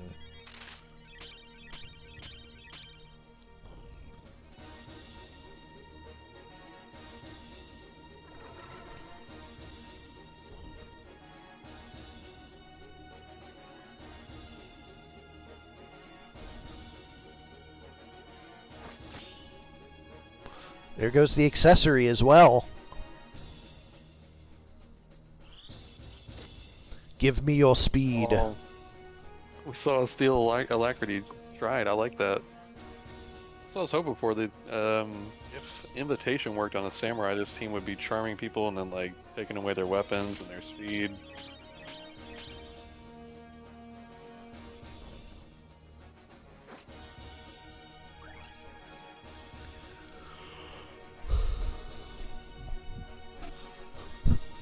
I liked that little Easter egg last night where Steel Alacrity was using the Ultima effect and being castable at range.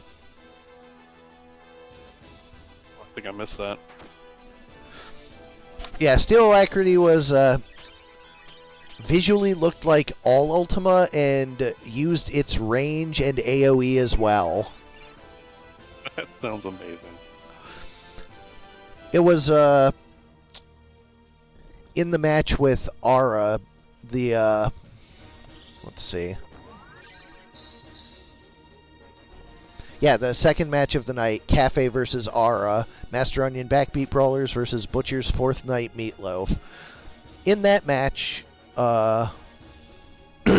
Steel Alacrity was going off from one of Kaffe's units and like taking speed from half of Ara's squad. It was hilarious. Wow. I like closed the match and fixed it and reran it, but like, geez. Sure. Would have been fun to see for sure. Counter throw is a reaction. I'm not 100% on that. I don't know if I have a check to prevent reactions from triggering it, but I know you can dodge counter throw, so I think it would probably sicken if you had it. I suspect it would work, Soul, but I cannot promise it.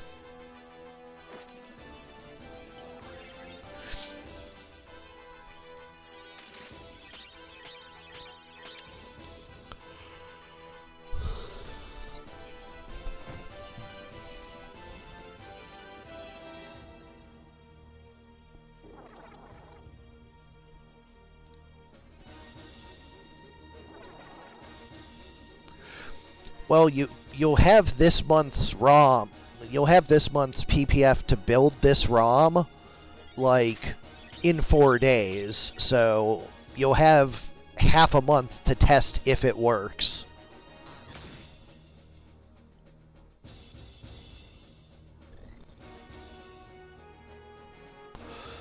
Like, I'll tell you right now, you can just assume I'm not changing that. That is not something on my radar to care about.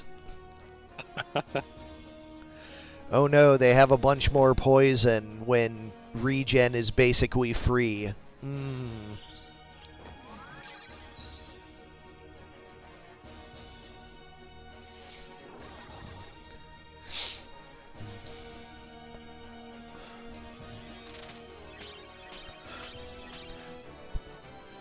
Yourself or God is really spread out here.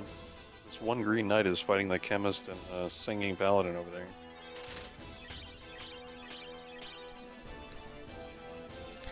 But yeah, like, definitely my biggest mistake this month was Shine. Because, like, it was initially intended to be, like, kind of the weaker, this is what you do when they have high faith because the rest of your stuff sucks then. And instead, it was the strongest thing in their kit and is spammed by everyone, so Missed the Yeah. mark on that one.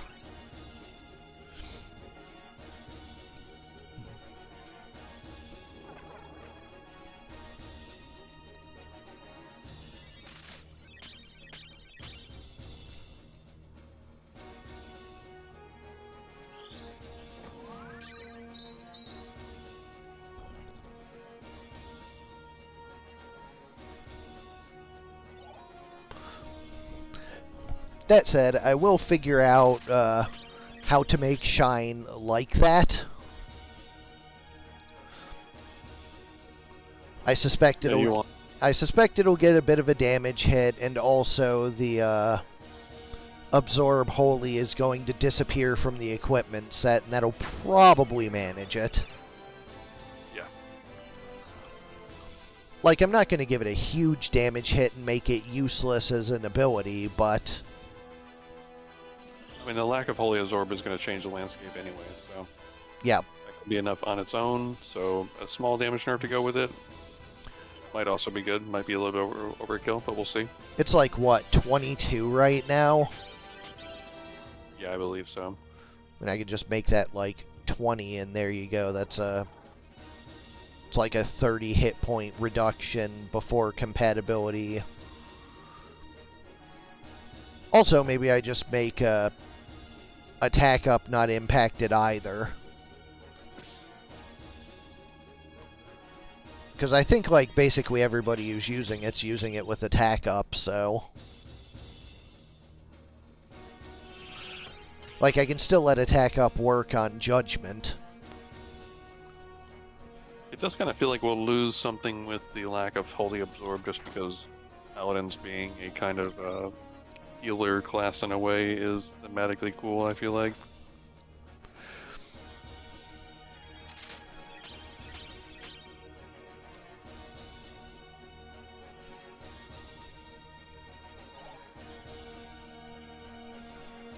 I mean, I do have a solution for that. Fair enough.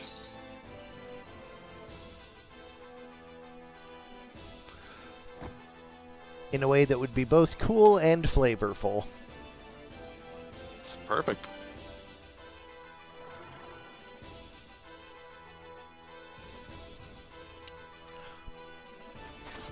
Like, Judgment should not be healing in general anyways. Like, we can agree on that point, right?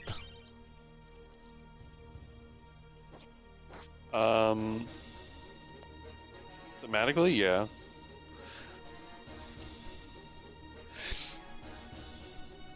So, like, that leaves the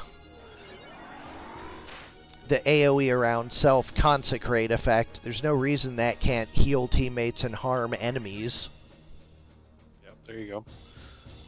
Like, it's actually relatively simple to code. Like, there's a complex way to do it by checking, like, what team somebody's on, because that corrects for charm and invite and whatever.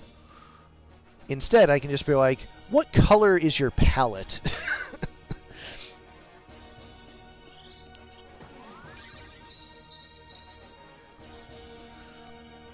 Does target palette match caster palette? Save to heal.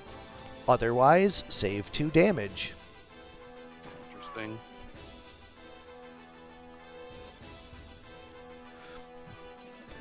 All I have to do is make sure it stops doing fucking 999 sometimes.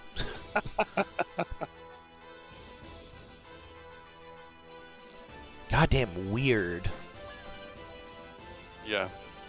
There have been some very amusing bugs this month. Thankfully, mostly have allowed me to finish in ways that didn't actually matter. So, like, if I had to redo every match that had, like, a semblance of a bug, we'd still be in round 1. Right.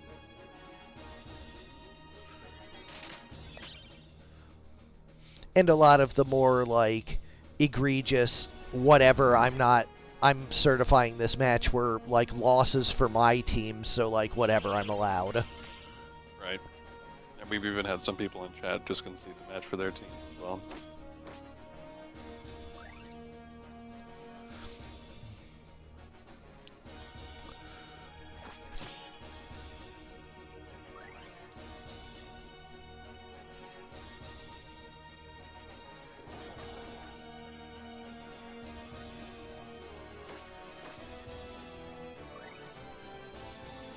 Psyops is just looking to close us out here.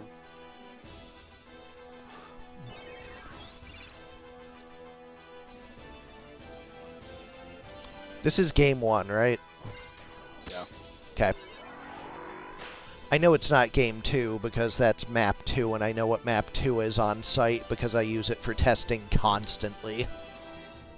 I just wasn't sure if it was map 72, the medium map. I'm like, are we on game 3? Time is a fuck, okay?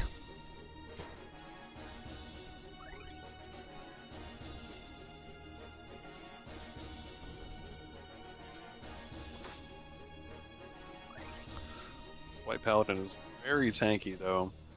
Being difficult to take down. Yeah, kind of a continuous problem, White Paladin being too tanky. Over basically every sample size. And this is why.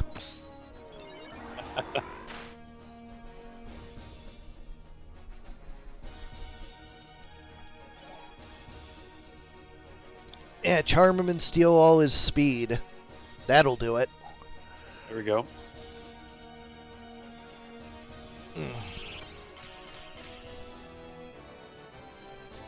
I suppose full team haste also helpful. Just charm over the charm.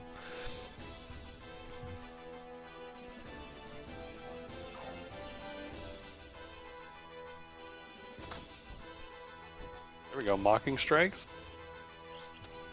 Well, there's a speed gone. Nice. Yeah, I really like this Psyops team too. Another speed gone. Missed the Only third. The invitation would work.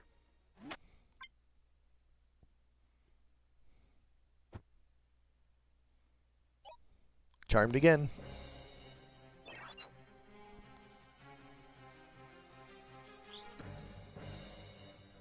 He keeps trying it too.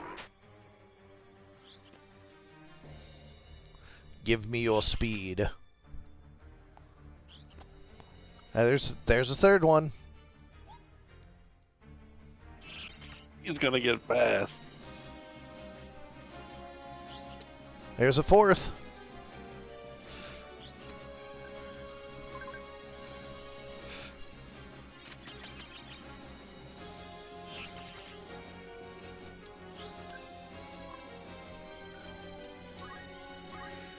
Speed 4. Oh man. Speed 17. I know I could just end this match whenever I want to, because this is, like, super obvious, but I kind of want to let you, like, demonstrate your cool thing. I appreciate it. 3 speed.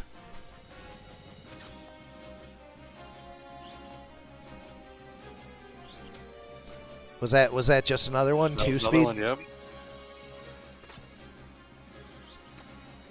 What? There it is. Just tried it again. Can it go down to 0 speed? No, there's in the TCA procedure, if you try to subtract it, it will set it to 1, but you'll still be able to gain speed. Oh wow.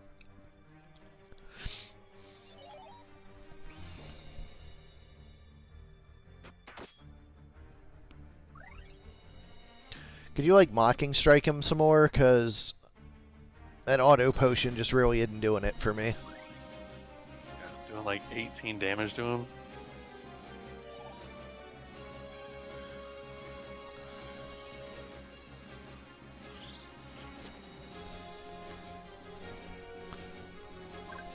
And just to verify, that did not cause any overflow issues. Yeah, I was right. We good. Nice. Yes. Yes. Make a mockery of him.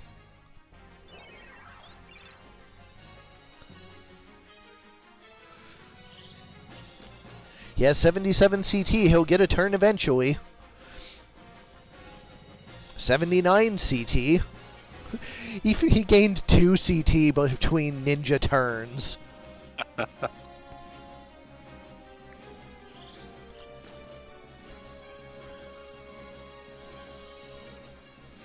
Should have some kind of attack that scales up. There we go. There we go. We got a chicken, boys.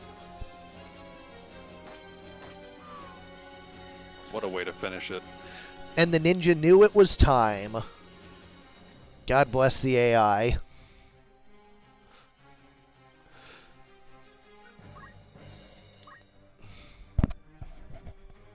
Oh yeah, I guess the speed increase does increase the damage that his attacks do. So that's nice.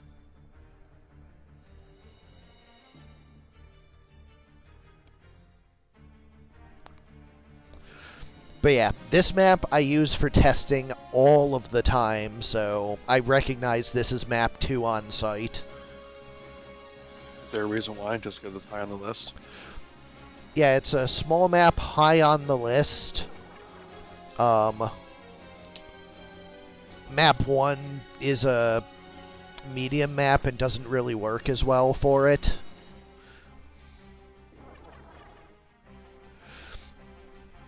This one usually gets things kicked off very quickly.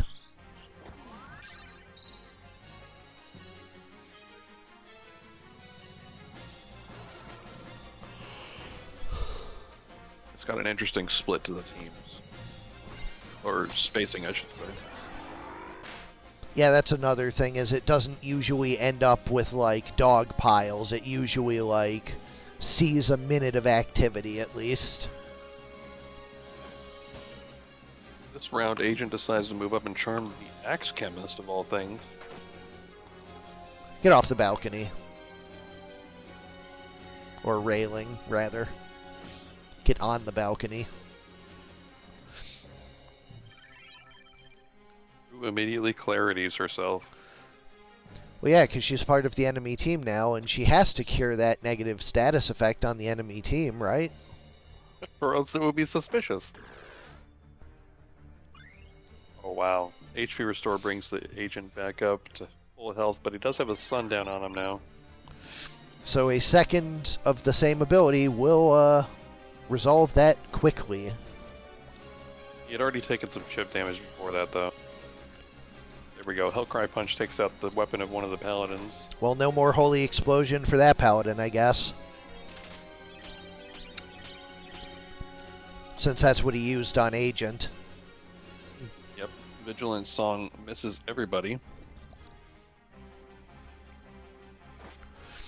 I do like the Bard songs a lot. I just don't like that they're not changing them. Yep. I would agree. I know exactly where and how I would modify that, but I don't think I have the hours to get that in for next month. If I do, it would be like the only serious assembly I write all month, because that is a non-trivial one. And I think it can wait. I mean, we've already seen that these are very strong as they are. Maybe with them using more of them, it might be a little bit too strong. Which of the Bard songs do you think is the better of the two? The status ones, Vigilant and Encouraging. I would probably say Encouraging, but I mean, Vigilant is strong already. Yeah, Vigilant is Pro Shell Re-Raise, and Encouraging is Haste Stealth Regen, I believe. Yeah. Permanent haste is extremely good. Even the stealth, I think we don't see a lot of that this month, but I think it's a really good buff to have. I mean, because of how strong reactions are. The main thing I want to do is make sure that, like, so because stealth is in the former don't act slot, people are not adding it to their teammates. Oh, okay. Because of the way the the coding works for determining what statuses you want to apply. Which is why Vigilant Song gets the nod over Encouraging Song, usually when they're both available. I see. Because it also doesn't parse the status that are currently on you, so... Because, like, right now, the whole team has the entire suite of Vigilant Song, and the Bard can't tell and doesn't care.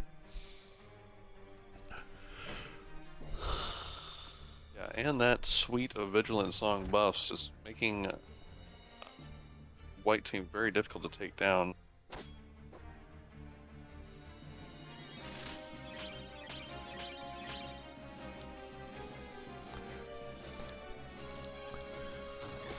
I think you may be underselling Always Stealth, like turning off MP switch and HP restore and auto potion and counter flood, like Hamido. Yeah, ignore Hamido, like stealth is just fucking cracked. Like regen is the booby prize for that one, but I think that haste and stealth are probably better individually.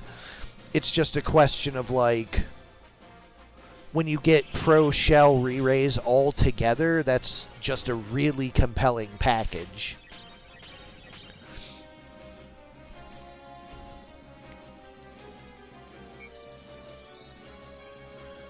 Yeah, like I said, Vigilant Song is very, very strong as well.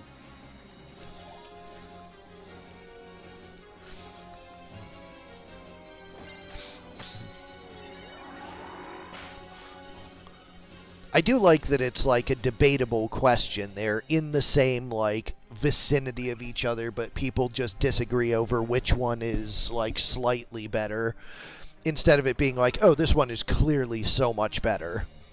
Yep, I would definitely not say it's very clear. Because you know how gamers get. They're like, no, obviously this is better than that.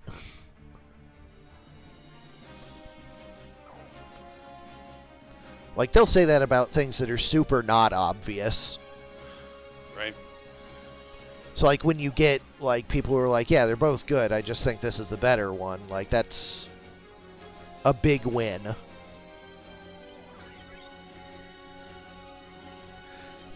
I always kind of die a little on the inside when Strix's Feather Arrow is reacted to with Dragon Spirit.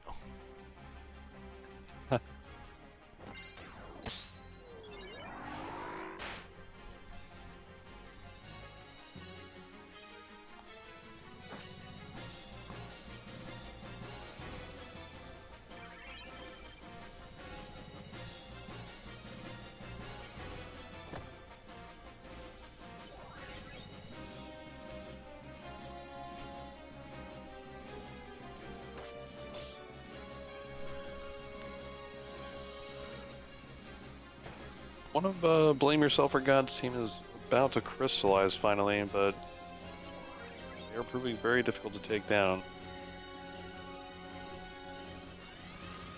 Well, you know what they say.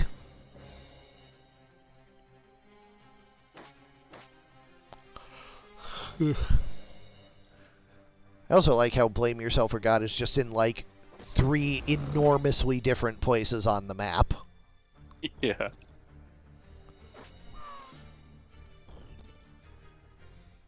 Green Knight goes down but does have a re-raise. Axe hit from the chemist triggers the HP restore on the agent.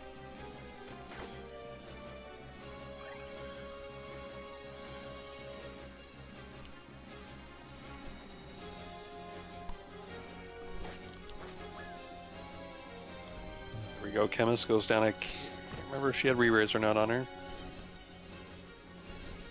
This month, it's safe to assume they do. I know, right? Safe bet, but she was separated from the team for a while there, so unless she got it earlier. Or I guess it's from the Bard song, so yep, she did have it. And she has Defy Pain. No justice. Stop your singing bullshit. There we go. Love this marksman.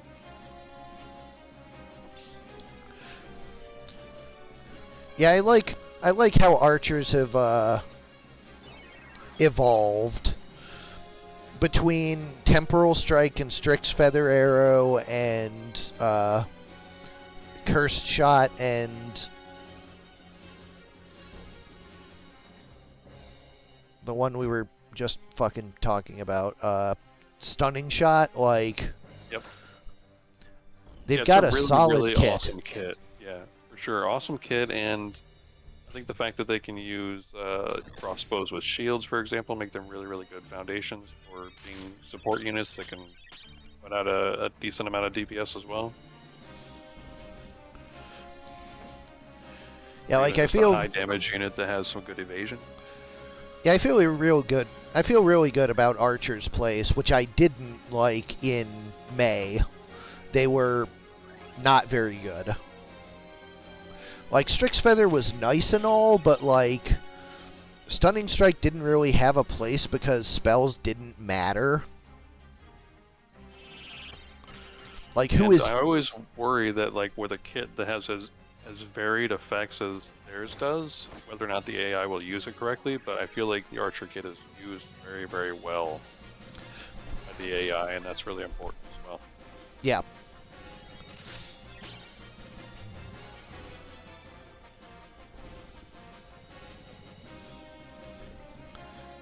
Lucky timing on that.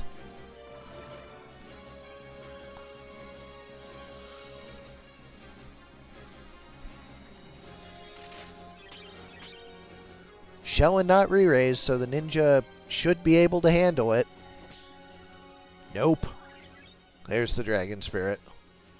I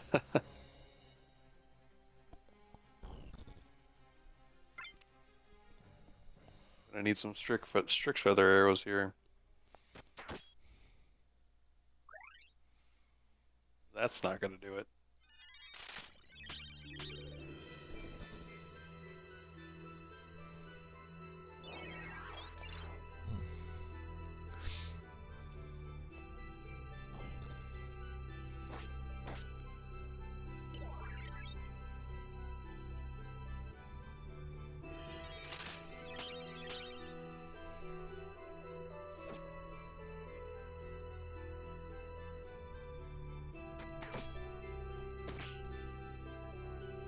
It gets a proc that time, so it actually does some damage through the auto potion. That's another thing. When I changed the procs on the, uh-oh. it starts. When I changed the procs on some of the bows to be PA instead of MA, that really, really helped a lot.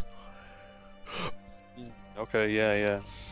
Like, the Frost Breath on the Ice Bow is now PA scaling instead of MA scaling, and, like, you've seen the dividends that has paid on the Berserker with the Ice Bow.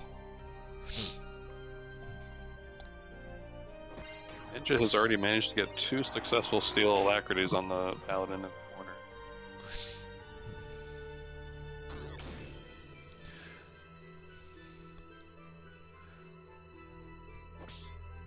Yeah, she is definitely getting run down.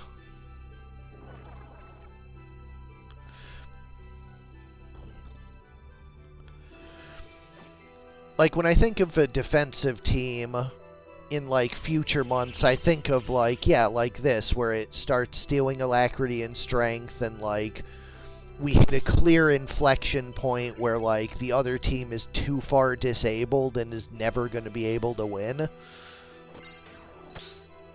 Like, Yeah, I feel like if, this is a match you could call right now for Psyops. Like, clearly they're going to win. Right. And I feel like if the invitation worked on the Samurai, that would just be even more powerful on this team to have 2 Triumphs coming out. Would enable more of those weapon breaks and the steals. I mean, basically, like, we have to be the kind of community that trusts me to make the call when a match is clearly over, or, like, who watch the streams and actually affirmatively say, yeah, I fucking lose, I scoop. Right. Because, like, I think in general this group's going to trust me to not, like, fuck them out of a possible victory, because I am pretty, no, this could turn around in a lot of cases. This is not one of them. Yeah. Like, that paladin has, like, what, 3 speed now? 4, I think. 5, I guess she had a couple more. Yeah, like, that unit just doesn't exist anymore. She thinks she does, but she does not.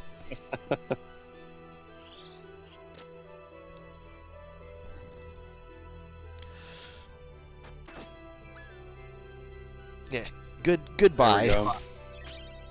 And the funny part is, like, at 4 speed, how long is it going to be before she re-raises? Like, Ninja goes up and just swings the sword and kills her? God damn it. Dragon Spirit procs, and she has re-raise again.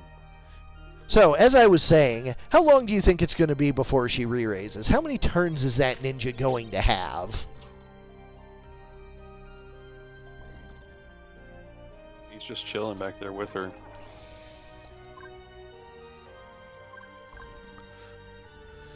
Because, like, 4, so 6 clock ticks. 96. Yeah, Ninja's going to have 2 turns before she stands up.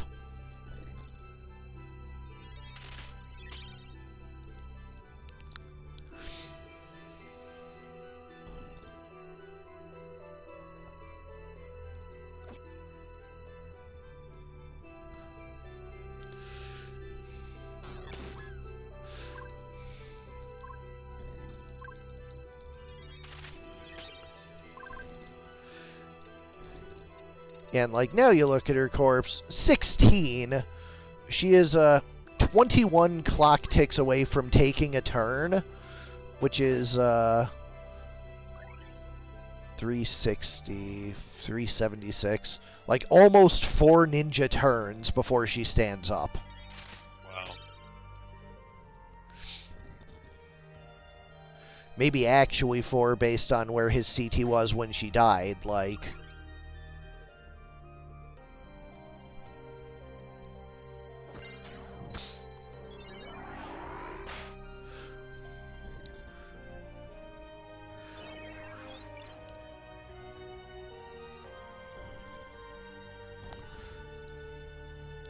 Like, all you really need is the mocking strikes, and this team just, like, is over. Because those auto potions are obviously the only thing keeping him alive, and at lower brave, like, they stop happening. Yeah, luckily this ninja does do just enough damage to do some chip damage with each one.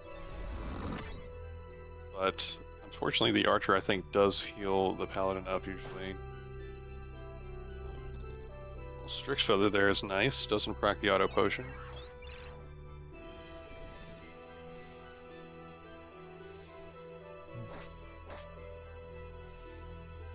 Another no auto potion proc there.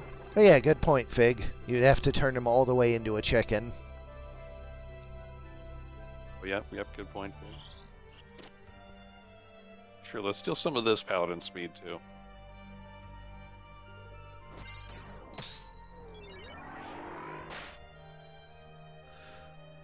I mean, I'm sold.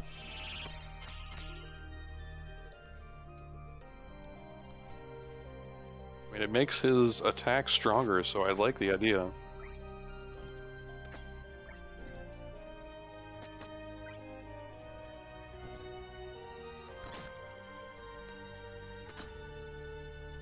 Well, there went 20 brave. Yeah.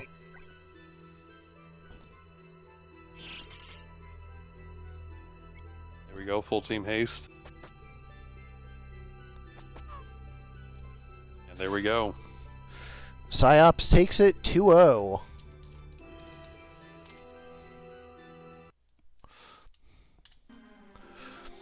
Up next, Kaffe 1 versus Celdia 2. I just want to be in the tournament versus second string nobodies.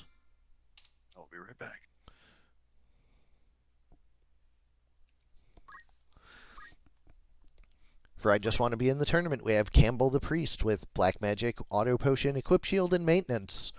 Brooklyn the Cockatorus with Gaze. Briar the Chemist with Sing, Counterflood, Equip Armor, and Move +1. And Zion the Engineer with Throw, Arrow Guard, Deadshot, and Move +2. Oh, hey, Paddy, welcome back. Kiyome the Samurai on the other side for Celdia with Throw, Dragon Spirit, Abandon, and Move HP up. Johnny the Chemist with Punch Art, Auto Potion, Equip Shield, and Defense up. Richter the Summoner with Basic Skill, Absorb Used MP, Magic Attack up, and Magic Defend up. And Justice the Archer with Basic Skill, Catch, Concentrate, and Ignore Height. We're heading to large 95 to start it off.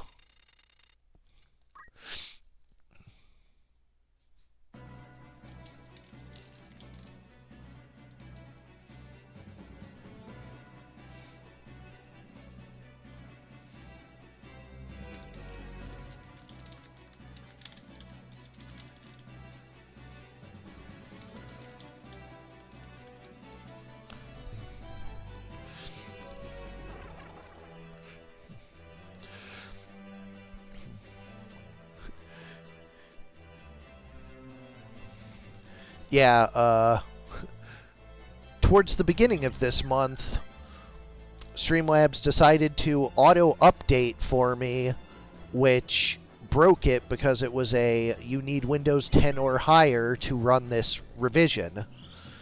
And it has an auto-updater, so just downloading an old version forced me onto the new one, which was broken. And because they say they don't support Windows 7 anymore, they wouldn't help me find a solution.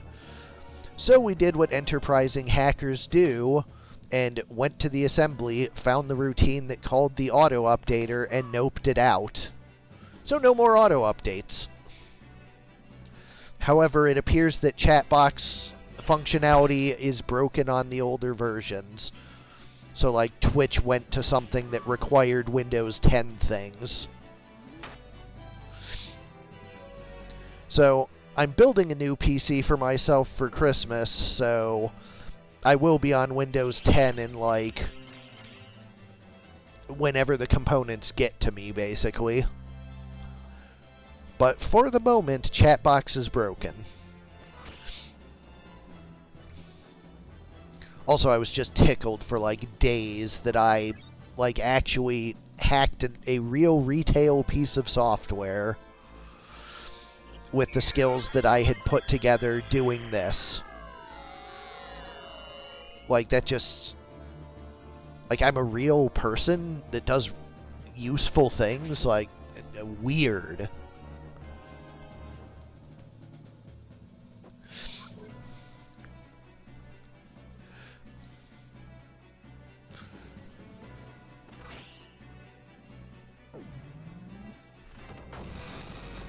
Summon coming out, guarded by the priests. Not so lucky on the other side.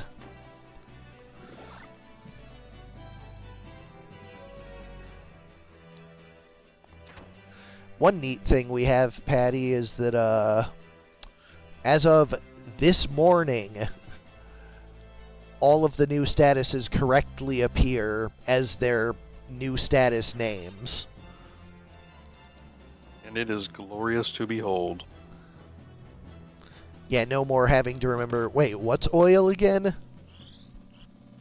The answer is weaken. Oil is weaken. But now it just says weaken, and we don't have to worry about that.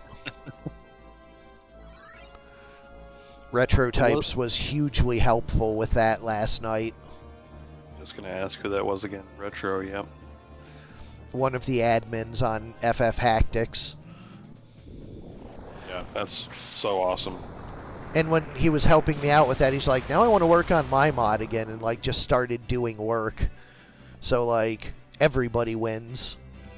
Yeah, look at you. You're inspiring people. I mean, I do try to, but I suspect that was just like unlocking his ADHD that all of us modders seem to have. Inspiration by another name. Yeah.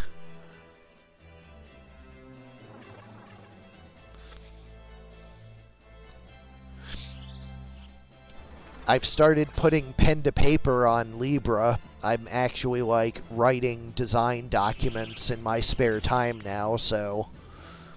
This is your single player mod? Yup. Yeah. I mean, based on your work on this, I'm excited to see what you do in single player. I'm sure that will inspire me to play through it again.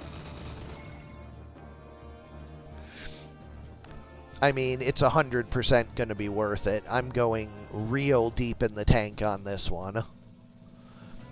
I mean, that said, I don't expect it to be out before, like, 2026 or 2027, but I've surprised myself before.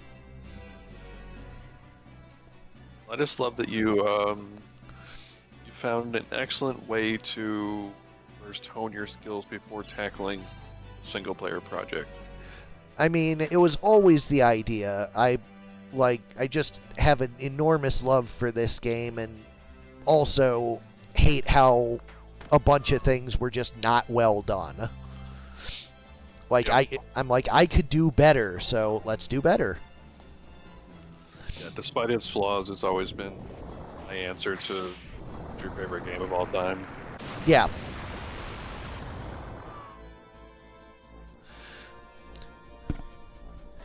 Game 1 goes to the second string nobodies. Which, fun fact, Celdia's main team already out of the tournament. Second string nobodies still hanging on.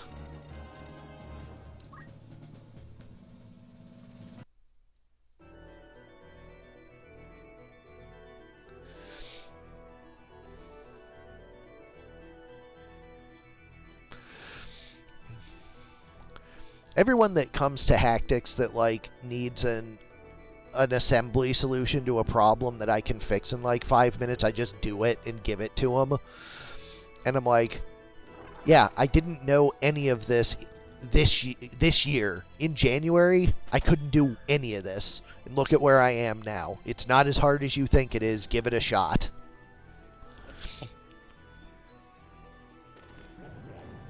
Like, yeah, I came from a programming background, but, like, assembly is about as straightforward and honest as it is possible for programming to be. Yeah, and it's interesting how, with, like, the limited space you have and everything, it almost feels like you're using, like, building blocks in a way. See, right there, Discord.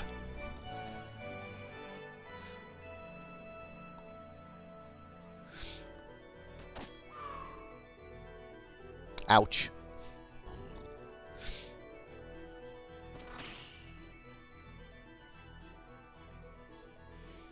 I need to edit frame.bin. I forgot to edit out the vampire and oil bubbles because I had to remake it.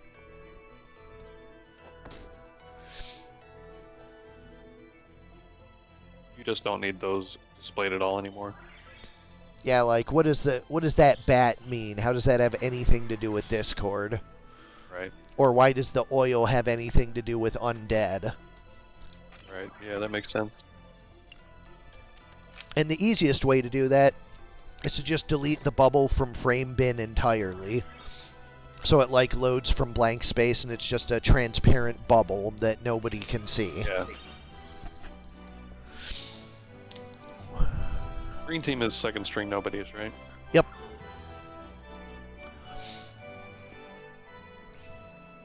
And the bird is on, I want to be in the tournament.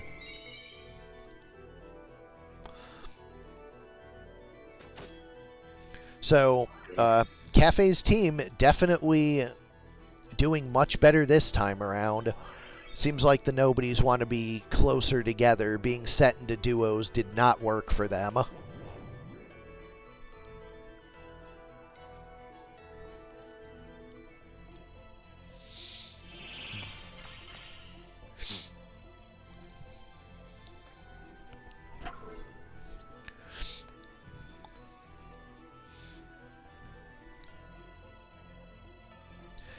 Yeah, like, all 4 members of I just want to be in the tournament are still up. Where's the fourth one? Oh, there's missing somebody over there on the left. On the left Believe is a that- crystal and a zero corpse. Oh, I thought the priest was on second string. Nobody's this whole time. Nope. Only down to the samurai and the chemist. Yeah. Yeah, the splitting Wanna be just in the didn't tournament work is for running them. away with it. Yep, you're right. So we're probably going to see a game 3 here. Is that the chemist is using disharmony? Yep. What is that from? I want to say punch art. Oh wow, yeah. Yep, you're right. Yep. It is a guaranteed land, half their evasion. So if you've got somebody who is giving you trouble, easier to hit.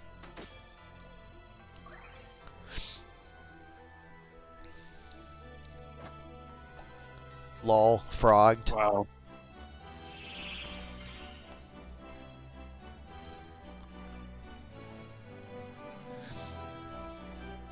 24% petrify the frog. Sure, why not?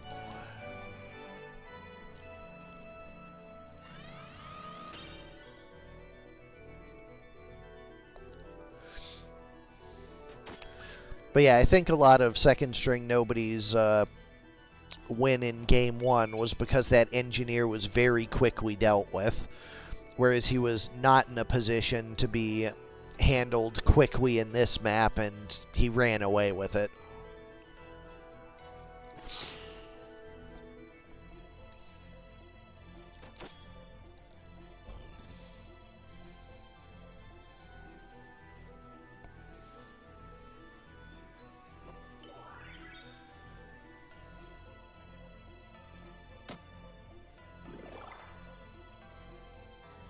Frog hastening his death.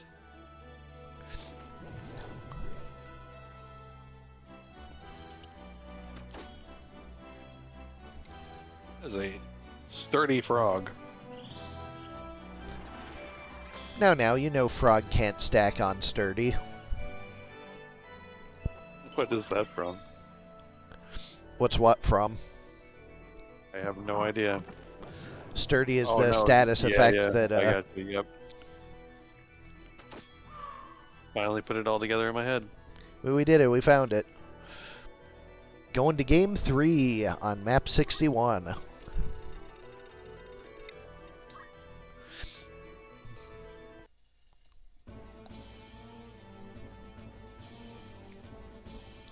Like, frog can't stack on sturdy. That's a new sentence for me.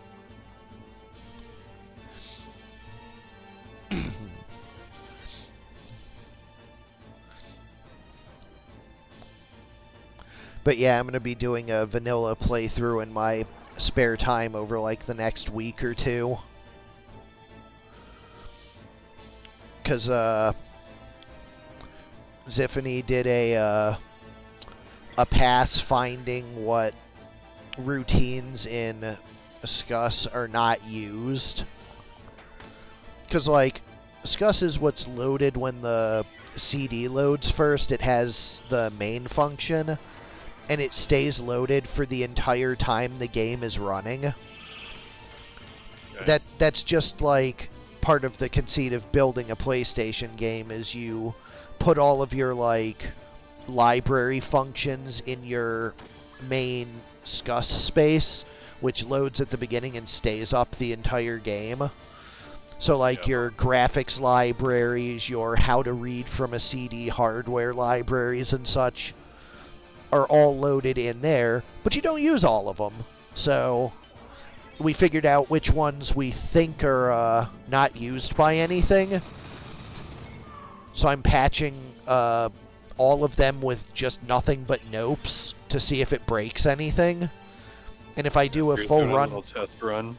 yeah, if I go through a full run of the game and nothing breaks, then that means we found a bunch of new free space that is loaded. That's awesome. That is loaded 100% of the time, because Scus never unloads.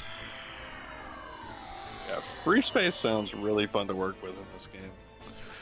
Yeah, like, kanji space was super easy, because, like, we don't use kanji, so that's an easy place to, like, write new code. Or put new data tables. And there's the same table in world.bin and battle.bin, so you can use it in both of them for, like, different things. And then, I can't remember who it was, but they wrote a routine.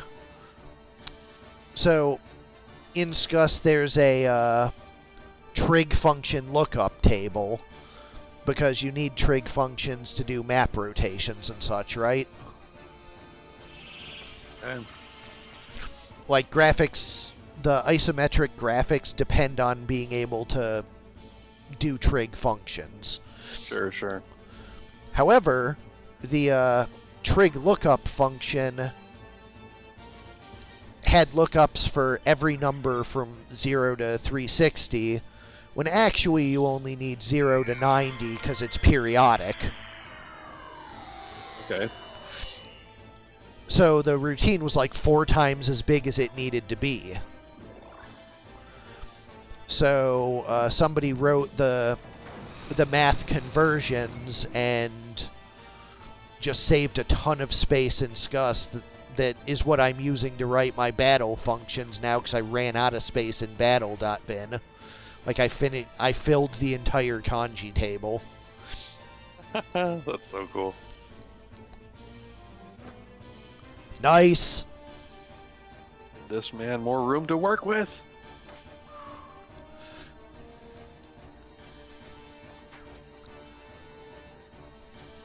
So yeah, like, getting all that extra trig space in SCUS means that, I have more space to do my AI edits in now.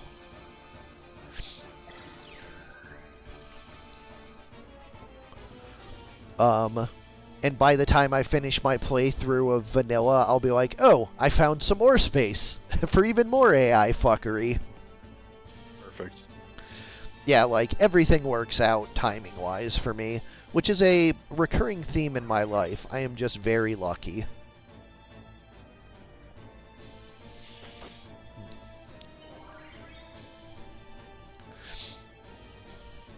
It's like I just want to be in the tournament is kind of in the lead again. A little bit tricky, but I feel like this engineer's just got enough offense to keep the gas on, or keep the foot on the gas. Yeah, like, basically everybody is hurt in some way, except for that engineer and chemist on opposite sides.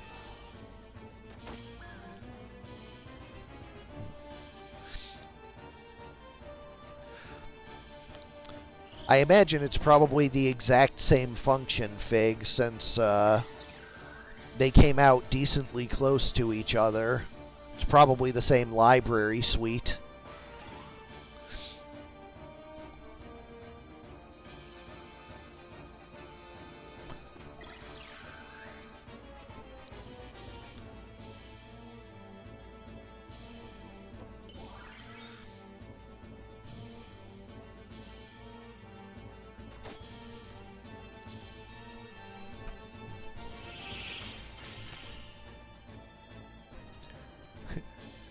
libGTE, the geometry transformation engine. libCD, basic CD-ROM and streaming.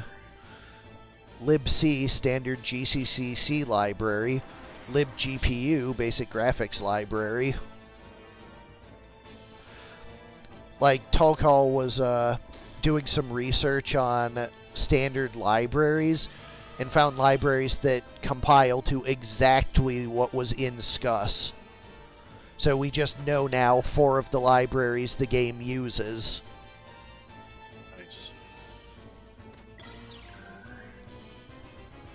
Nice. You are correct, Fig. They also have a sine table and a cosine table when they're just a phase shift of each other.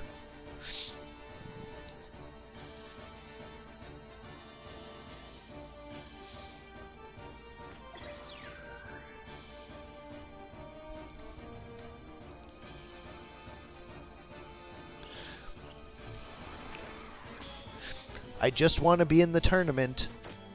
Living up to its name, holding on.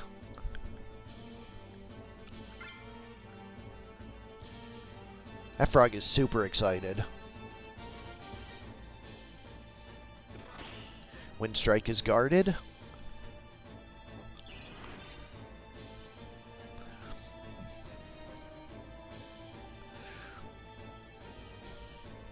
Second string nobody's lucky to have a chemist because he is going to need a lot of items.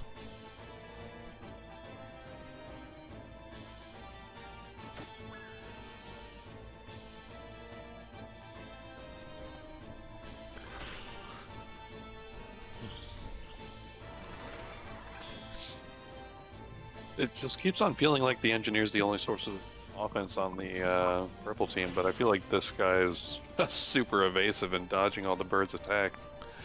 Usually the bird would be putting up some numbers here, but can't land anything. Yeah, and the engineer bypassing evade is really why Green is so on the back foot. Like, game one, they just took him out so fast that he was not the threat he is now.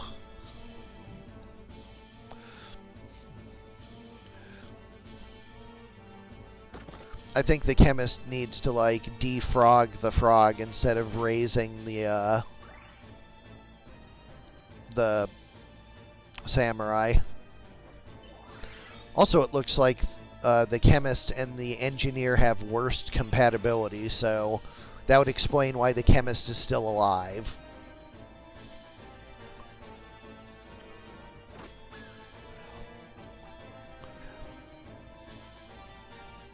So, like, look at that. 52 on a guy without protect or defend. Yeah, that's crazy. Like, that's 100% worst compatibility. It has to be. Like, worst compatibility and defense up.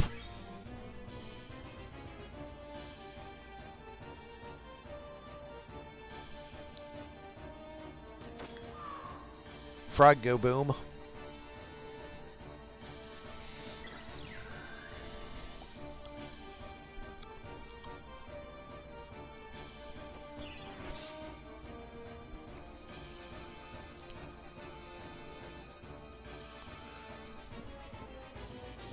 Yeah, engineer's not going to have any of that.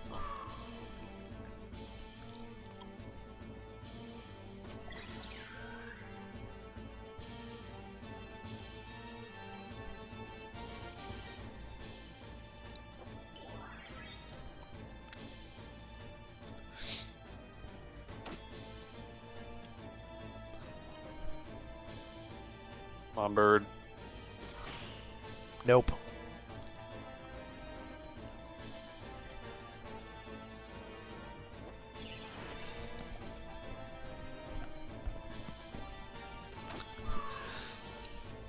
Engineer handling what he does best, shooting fish in a barrel. He says no mana. But you know what he does have? Frog Rod. Yep.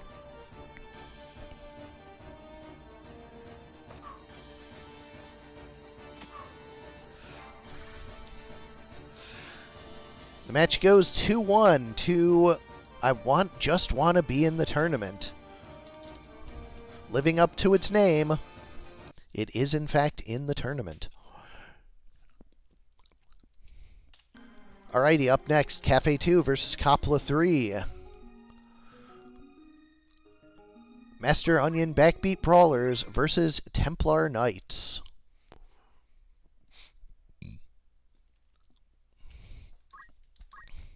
For Master Onion, Kick, Punch, it's all in your mime. For Kick the Monk, we have Time Magic, Auto Potion, Equip Armor, Equip Sword. Not really a monk at all anymore at this point. Punch the Monk with Steel, Counter Throw, Concentrate, Move +2. It's all in your Knight, the Sing, Barrier, Abandon, Maintenance. And, of course, a mime. On the other side, for In Coppola, we have the Templar Knights, Lofri the Sage with draw out, damage split, magic attack up, and defense up. Fulmarv the Paladin with time magic regenerator, attack up, and move HP up. Isolde the Lancer with item, weapon guard, dead shot, and of course that red shoes that you always see with weapon guard and dead shot. And we graph the Spellblade with item, auto potion, concentrate, and magic defend up. Going to large, 71.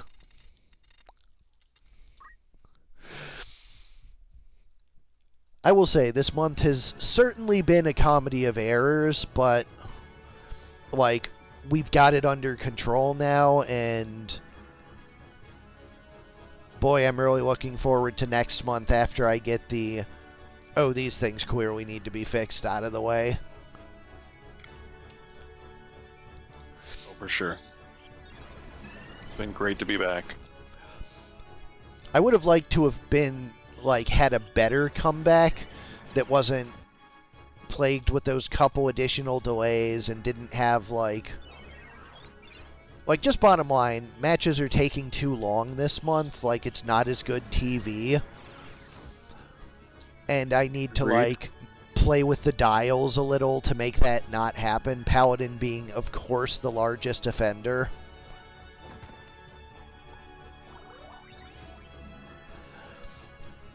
But yeah, that is something that will definitely be addressed. Because, like, I don't want every stream to be a 4-hour stream. Right.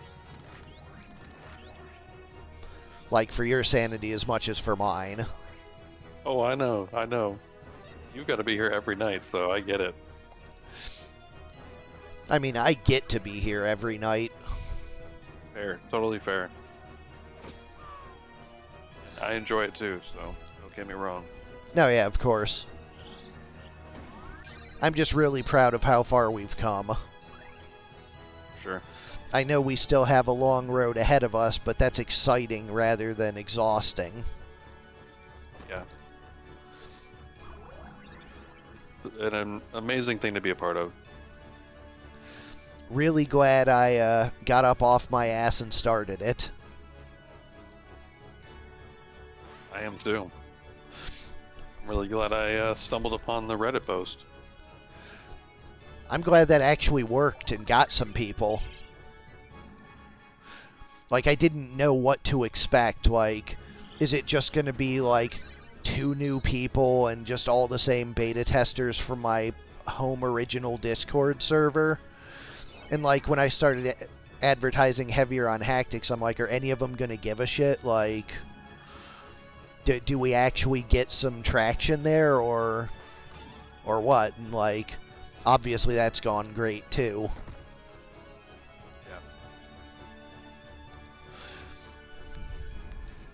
Because, like, the whole thing started, like, I don't know, 8 or 9 years ago.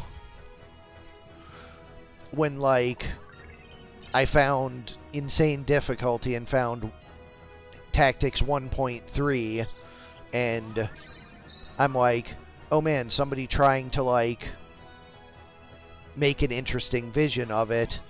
And, like, ultimately it was pretty flawed, but it had a bunch of good ideas that it, like, sometimes hit well, sometimes didn't. But I'm like, okay, so these things are available. This is possible. And Open the possibility in your mind. And then the forums there ran an AI tournament in their 1.3 environment, and I'm like, that's a thing you can do?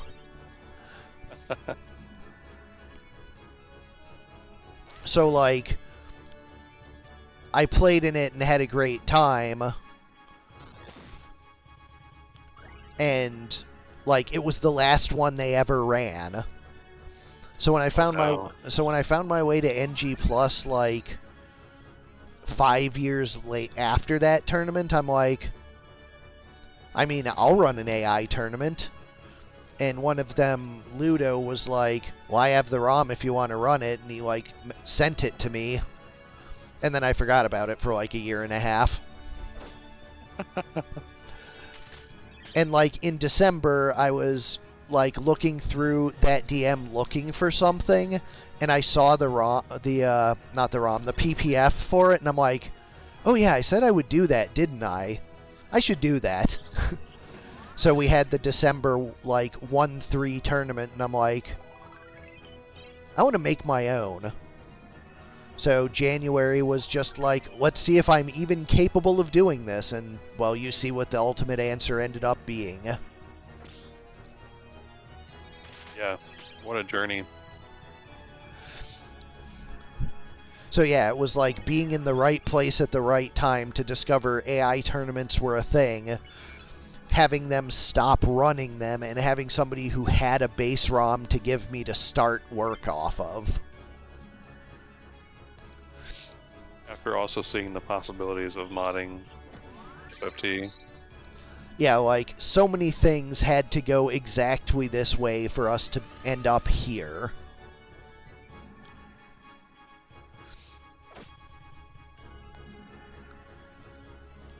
Templar Knight's definitely running away with this, despite the color schemes being a little bit off.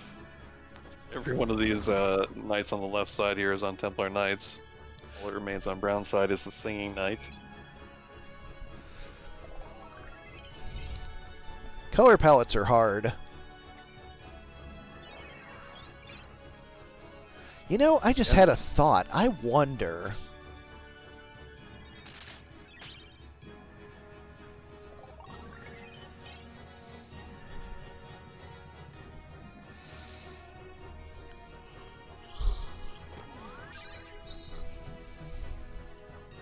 But anyways, yeah, like, this whole experiment of Colosseum is just, like, me poking into new corners of the ROM progressively every month, stumbling and failing until I succeed, and now I understand that corner of the ROM.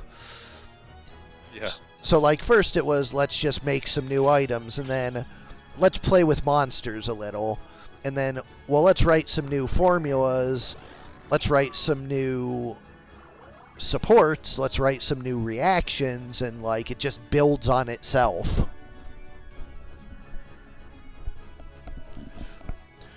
Game 1 goes to the Templar Knights.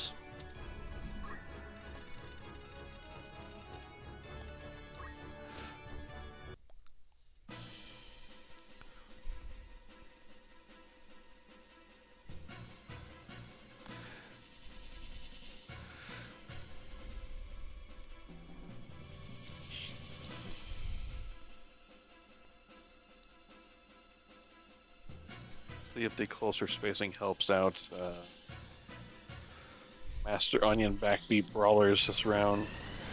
I suspect with the way that it relies on a Bard plus haste that is not great.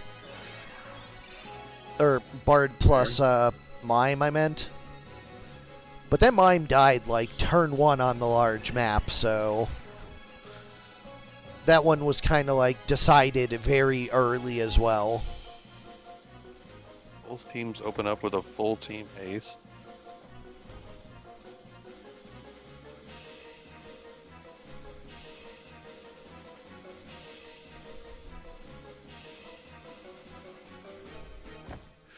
Wave Fist is guarded. So Angry Lancer going to get his, ouch. That's a big Kiku on 3 units there. On the bright side, the Mime, which is kind of the glue that holds the team together, is out of the way. Oh, but the Brown Monk takes a 451 crit from the Berserking Lancer. Yeah, and since she's the one that got 2 PA, like, it would be pretty important for her to stay up. Unfortunately, not the way it went. Double Earth Slash there, but only gets the Berserking Lancer into critical, which is not enough to make him stop what he does. Yeah, Berserk is definitely one of those status that I'm looking forward to coding reasons to use it on the enemy team. Because, like, that Time Mage, probably not great berserked. Right, right.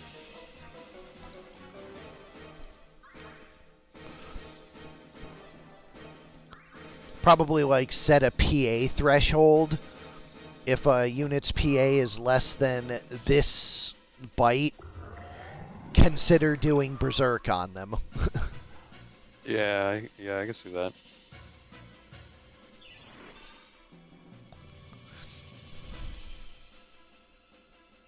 Could it not just consider the average damage of a basic attack? I mean, sure. Anyways, there we go. Master Onion is out. Templar Knights advance. Alright, now time for the scary part of the bracket where all of my teams, like, die out of the tournament on round 3. Starting it off, Love Colored Magic 2 versus Sardek 1. Oops, I Did It Again versus Double Support. Is this your last team? No, I have the last match of the night as well against Hero 2. Oh, okay. So yeah, Love Colored Magic and Hero, not exactly the easy ones to go through. So for Oops, I Did It Again, we have Kaikisuke the Ninja with Basic Skill, Weapon Guard, Equip Armor, and Move HP up. Brittany the Ninja with Draw Out, MP Switch, Magic Attack up, and Move +3. Milia Rage the Spellblade with Punch Art, Dragon Spirit, Concentrate, and a Start Haste Discussion. And Soul Bad Guy with Precision, Counter Throw, and Equip Bows. On the other side for double support, we have Garl the Chemist with Item, Basic Skill, Auto Potion, Equip Armor, and a Rug. Aridin the Priest with Yin Yang Magic, Catch, Move MP up, and Guts. And then the two offenses, Rod the Sage with the two-handed Octagon Rod and Hamido, and Dibbler the Ninja with Red Shoes and a double Tonberry Knife with Overflow. Large 54 to start.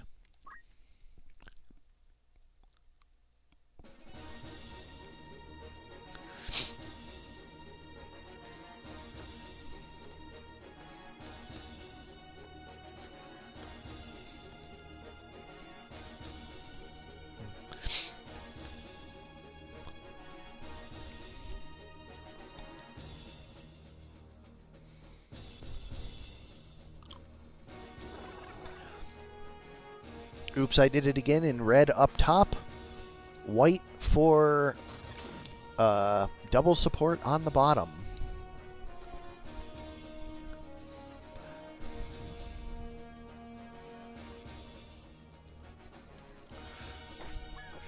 Ninja gets a kill right out of the gate with those Tonberry knives.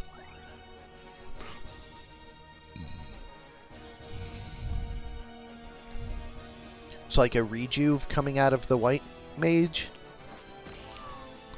Ninja goes down immediately to a lightning stab. I am back. Oh yes, it's the team with the berserking Tonberry Knife Ninja. Love it. A 0 rejuve on the innocent sage.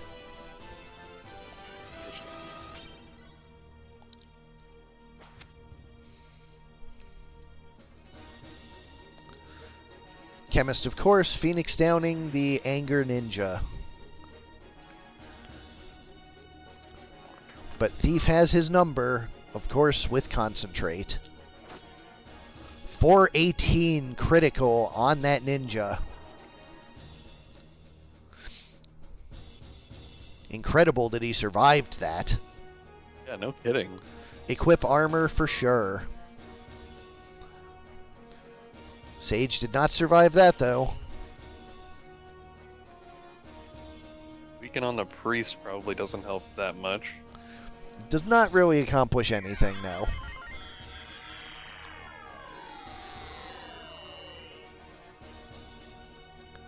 Need this ninja to kill somebody else here.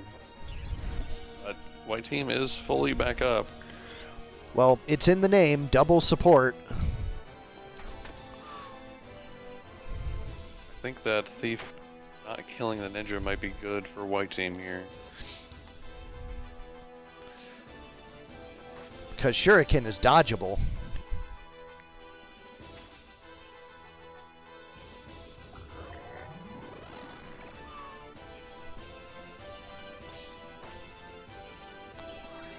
Nope, no luck on the rocks there. And triggering re-raise as well. It all falls apart.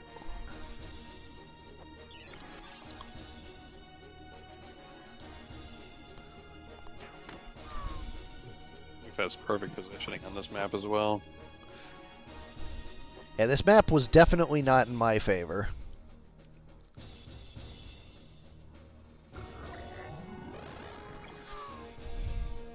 Game 1 goes to, whoops, she did it again.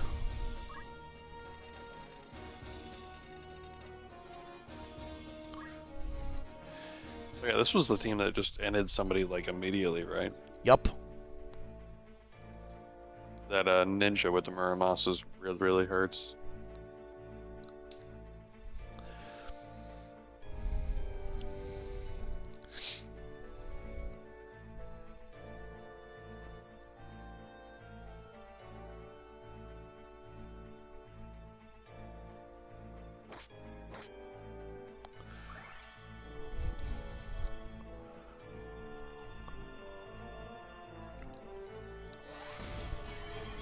Yeah, we saw that coming.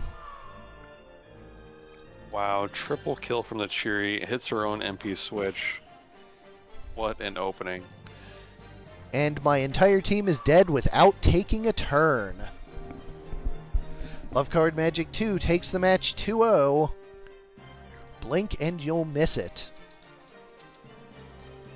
We all knew that one was happening, so it's whatever. Up next, Omegasuspekt 1 versus Korremar 3. Team Beef versus Chelonians. That's what you need, man. A Team Beef could have survived that Cheery. Yeah. Oh, and hey, Paddy, Burt Boogaloo 6 still chugging along. Coming up next match. All right, for Team Beef, we have Brisket the Lancer with Punch Art, HP Restore, Martial Arts, and Defense up. Flank the Ninja with Item, Weapon Guard, Equip Armor, and Move +2. Chuck the Samurai with Basic Skill, Dragon Spirit, Equip Shield, and Move HP up. And Sirloin the Samurai with Holy Sword, Absorb Used MP, Attack up, and Magic Defend up. On the other side for Chelonians, we have Mata Mata the Knight with White Magic, Regenerator, Concentrate, and Chaos Blade. By the way, Chelonians have a lot of ways to ignore the Beef's beef. Snapper the Ninja with Double Tonberry Knife, Overflow Hamido, and Basic Skill.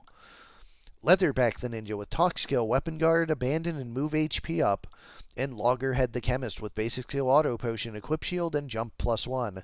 Pretty sure Leatherback is all about the death sentence. So yeah, Beef is anticipated. Uh-oh. Uh-oh, indeed. Yeah, this team definitely looks very counter to Beef's strategy here, so see how it goes. Well, we all love red meat, so I do not speak for everyone, but I love red meat. So, Team Beef, let's do it. And of course, the alternate palette is brown. Naturally. Aged.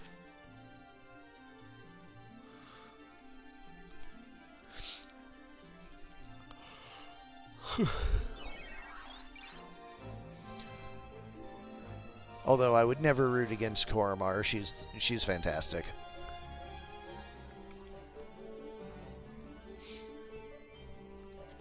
Absolutely.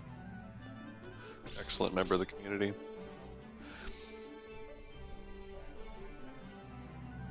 The Hamido gets double guarded, thankfully.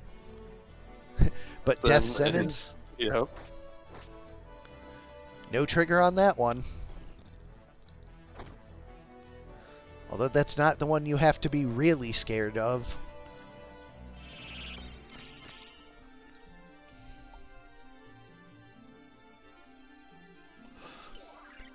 Here's an ambrosia for the ninja.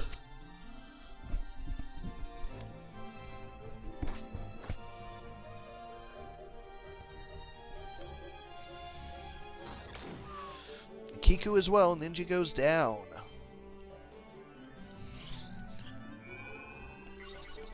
Knight brings him right back.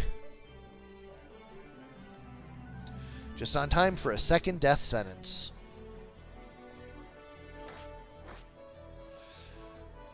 Ninja fails the dead procs for the second time.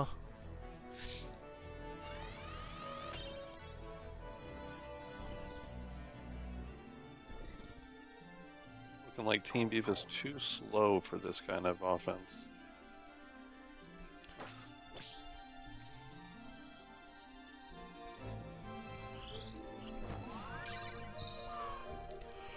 Although Sirloin finally gets into the action, and he's a big part of the offense for Team Beef.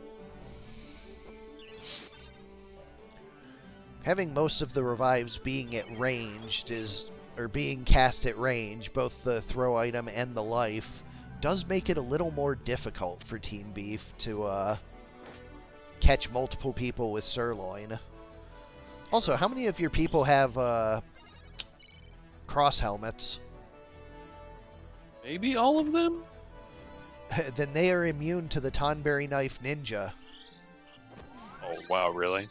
Yup.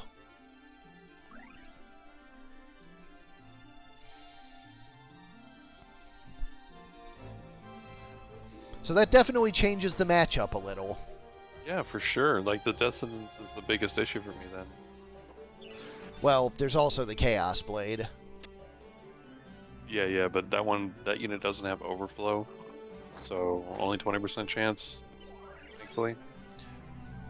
Yeah, like the 64% chance from the Ninja being a 0% chance is a very, very different ball game.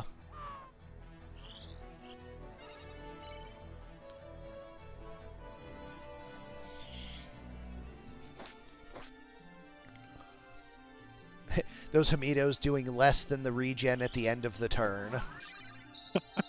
Like, still being put very good to very good use from just dodging the attacks, but yeah, pretty funny stuff here.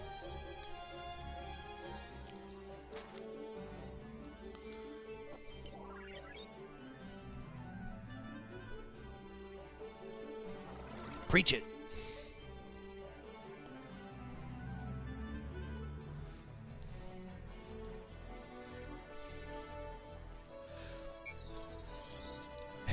Wish not immune to Tonberry knives. They don't do a lot of damage, but they do that much. Yeah. Oh, man, these death sentences are so rough.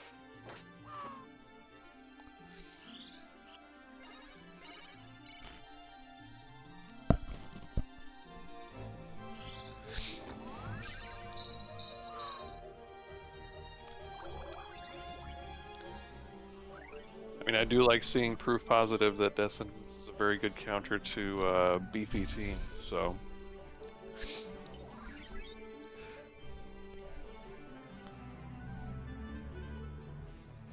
Yeah, definitely good to see that just big, hard-to-hit idiots are not always the solution.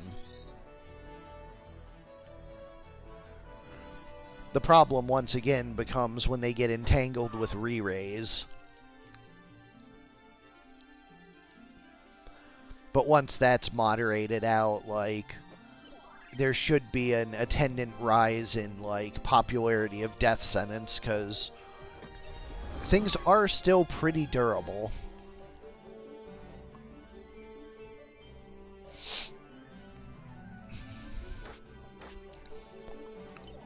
Yeah, you take 16.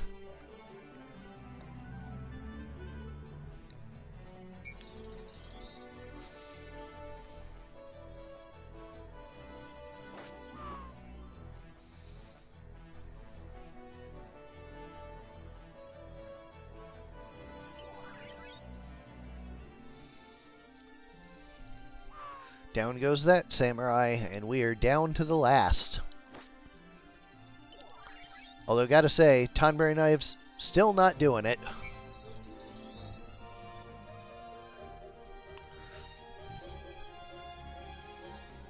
That's two ninjas both with top berry knives? Or no, the other one has spell edges, never mind. Yep. That's the death sentence one. Yep.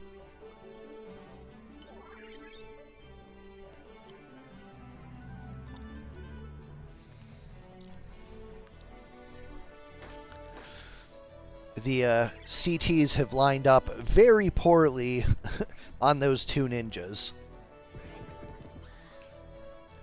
But there we go. There's the death sentence. Now it's just a matter of keeping that Lancer down. And they have shown no difficulty in accomplishing that.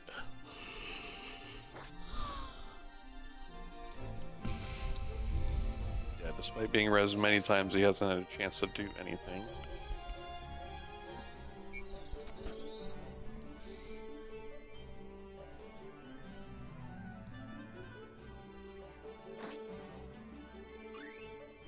That changes things. HP restore triggers for the Lancer. That changes things. Yep. Team Beef has been sentenced to death. Only a matter of time before the beef spoils.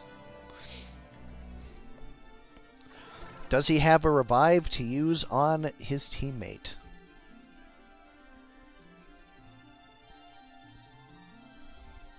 I believe he has punch art, so Yeah, that would be in a bad spot for punch art. exactly.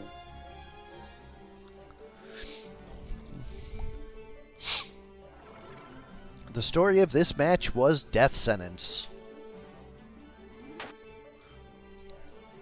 Oh, he had re-raise.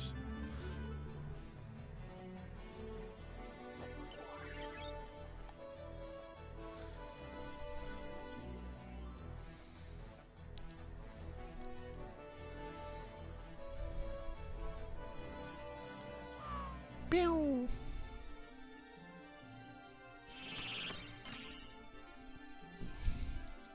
Unfortunately, he is out of position and can't get to his teammate. And I think his preferred source of offense is target, which only does like 100, and so he's not going to be able to pull this off.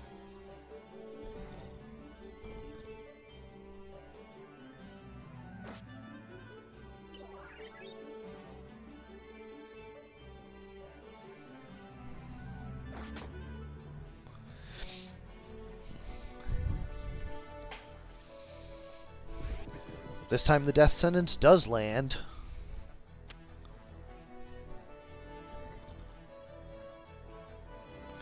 Which unfortunately means that he's going to have time to get up to that Lancer and revive him.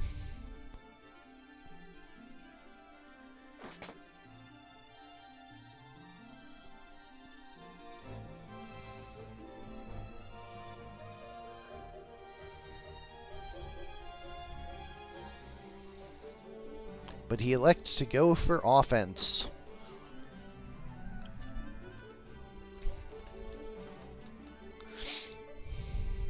Game 1 goes to Chelonians.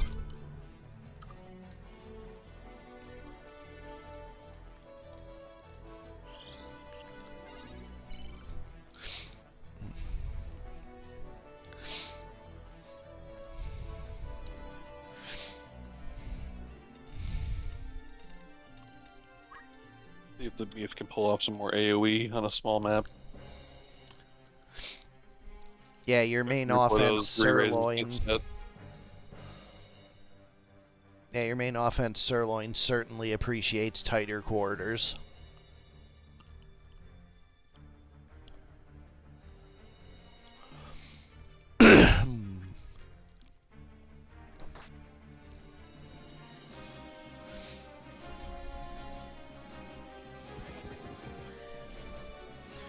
Death sentence right out of the gate.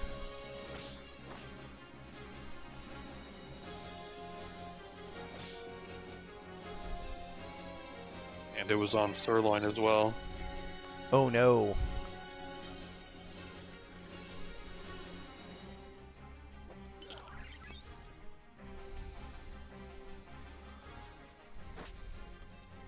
No proc there.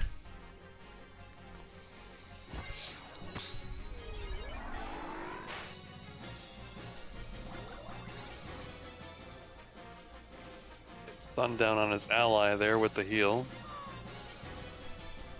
Green Knight goes down. That's a second death sentence.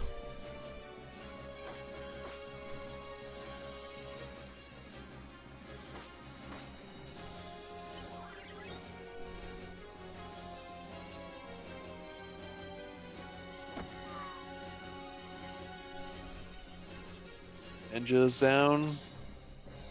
2 more green units remain. Knight's probably gonna get rezzed here, or nope. Decides to go back for the ninja.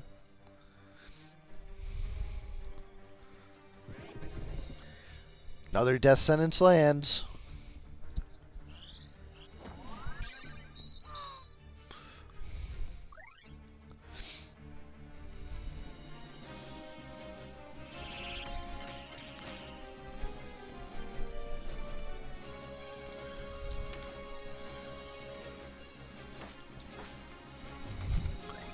Can the chemist hold on long enough? With this auto potion, yes he can. I think the ninja still kills him next turn. No, I guess he gets an... No, he has a Phoenix down, not an Ambrosia. Oh, but he might have gotten into a nice position there. Yeah, no more Phoenix downs incoming. Guards the shuriken. I don't think you can get back up once you fall down.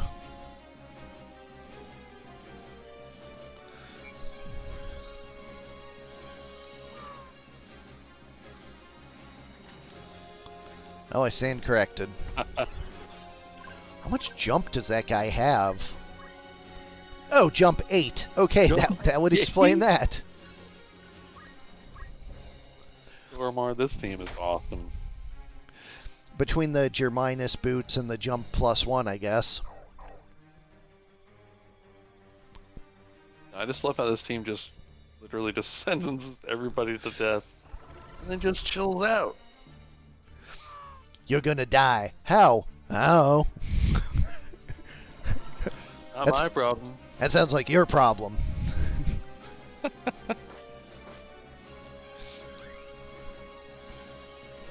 Hey, once again, we get Tomberry Knives triggering the HP restore on the Lancer. He will probably be sentenced to death shortly. Oh, we got a re-raise on this Chuck as well.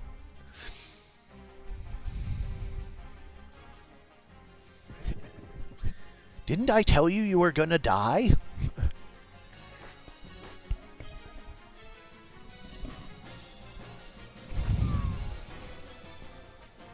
This might give Team Beef a chance here. Chuck might go for another res on Sirloin. Yeah, it looks like it.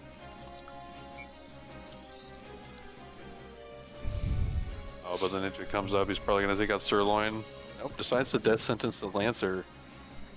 Sirloin might be able to take out another unit here. Decides to just go for the heal instead.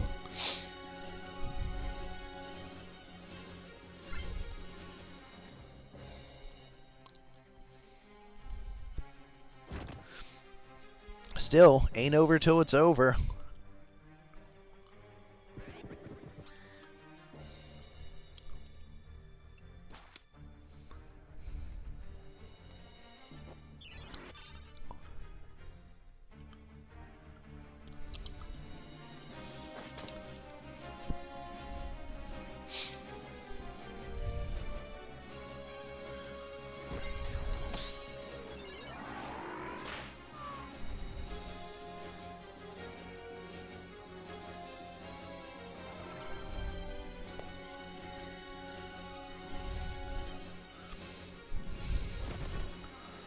Big three-way spin fist.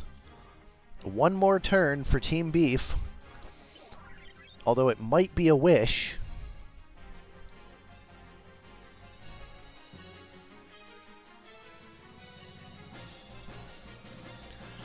Nope, he goes all in.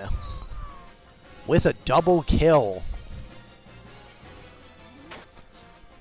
But alas, it needed to be a triple.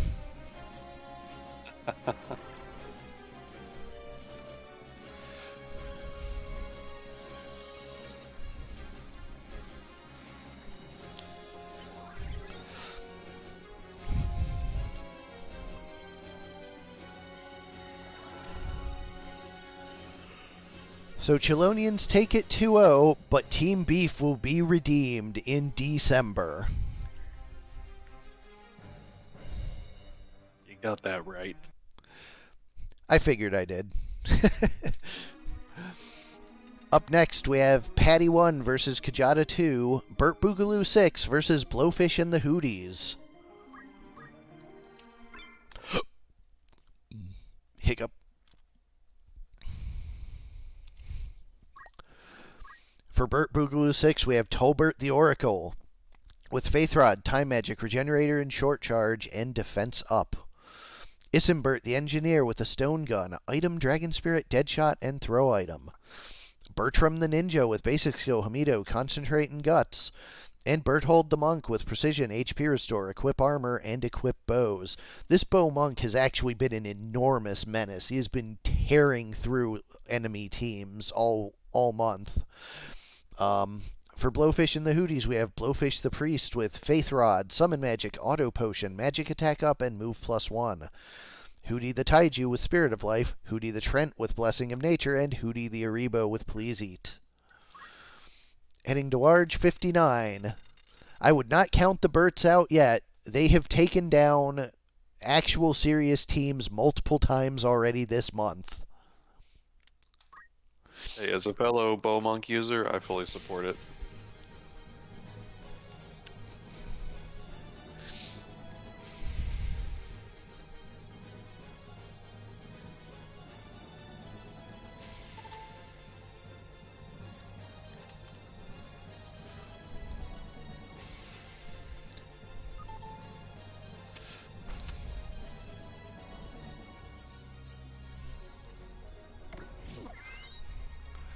They lost to Kjata 4, then they beat Hero 3, Sardek 4, and here they are against Kjata 2.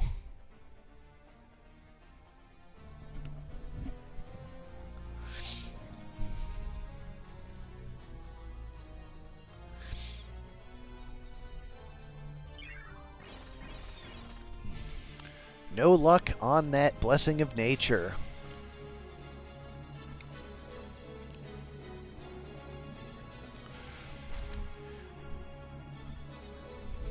Right out of the gate, a timed shot coming for whichever tree that is. I think that's the Taiju. 170. Isimbert the Engineer with a dead shot coming for the pig.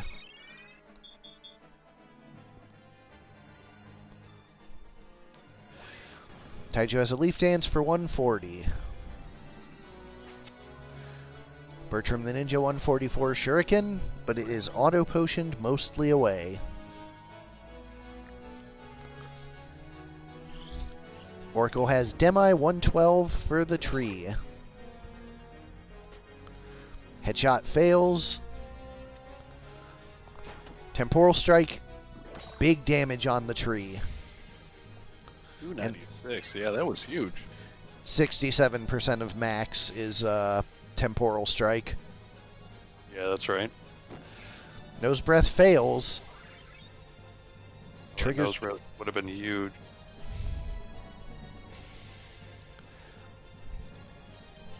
Another quick Demi. 112.72.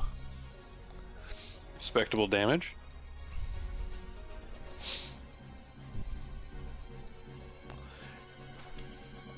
Bertram the Ninja, Shuriken, 96 on the pig. Magic Spirit coming out of the Taiju. Boom! Down goes a tree. Strix Feather eats the re-raise.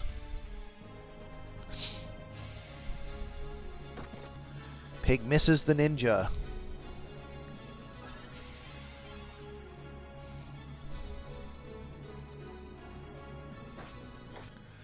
Pig takes 160.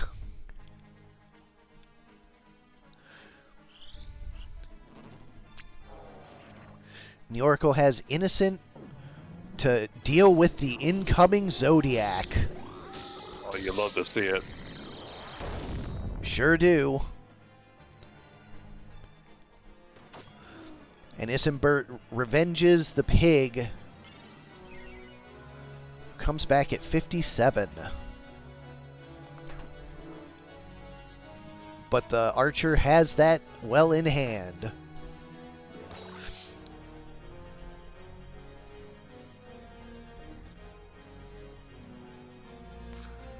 Looks like he's going for a full life. And the Oracle is going for a fatigue on him. Tree misses its tree raise as well.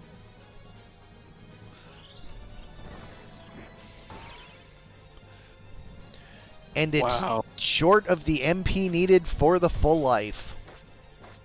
This Taiju Oracle goes down. is pulling off high IQ maneuvers here. And it is down to just Blowfish.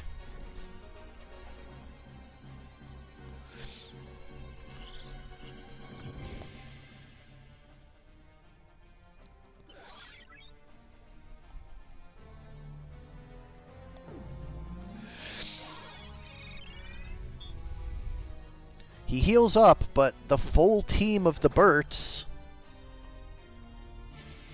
is ready for it.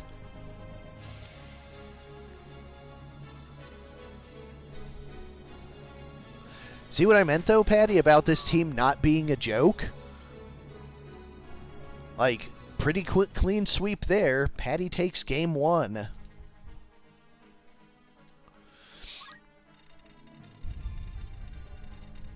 You're right, Paddy. Fatigue definitely seems like a very, very strong debuff this month.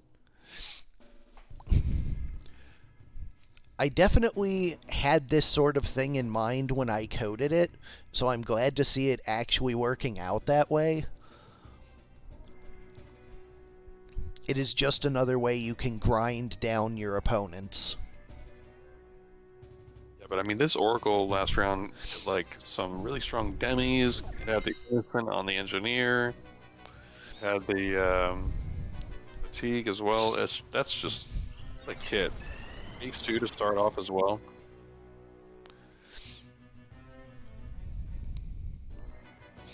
Zodiac incoming.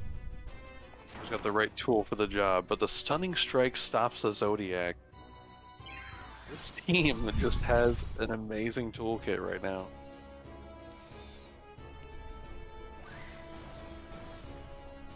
He does get in there with a nice lead dance.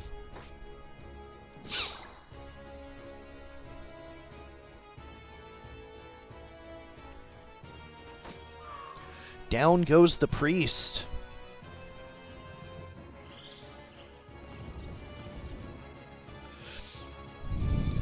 Priest will return.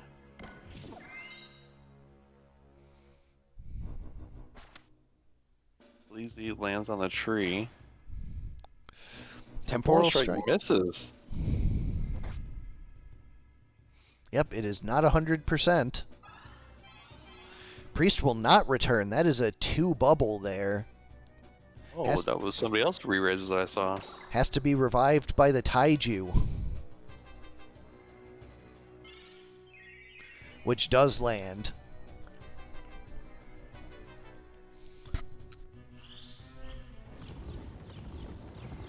Survives the Demi.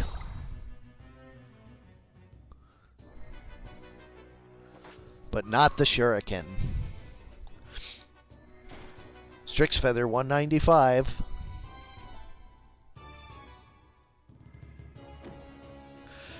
Charm misses once again.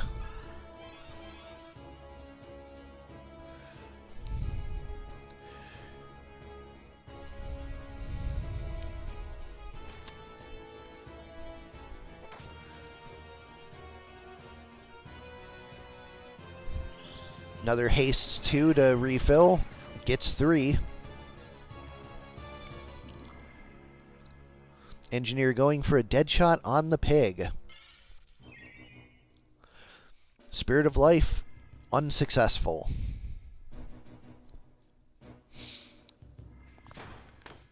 Temporal Strike 296, that's a huge hit. If that Taiju goes down... Oh man, Pig gets the HP restore.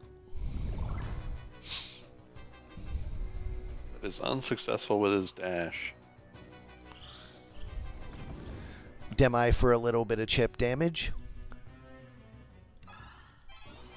And Magic Spirit to keep the Taiju up, to keep going after the Priest. The Engineer takes a turn off, so that's good for tempo for Kjata. Sure enough, Priest is back. Will he get to do anything? Berthold says no. Maybe? Maybe the Demi will hit? Demi gets him. What was Berthold? No HP, What's Berthold no HP shooting at? restore on the Pig either here. Yeah, that's huge. Interesting choice with Time Strike there. What did that ninja just do? Wild Swing, it's a basic oh, yeah, skill. Wild Swing. I'll see that one often. Yeah, I've seen it a couple times this month and been like, hey, that was actually pretty good. Yeah, for sure. It's like a little spin fist.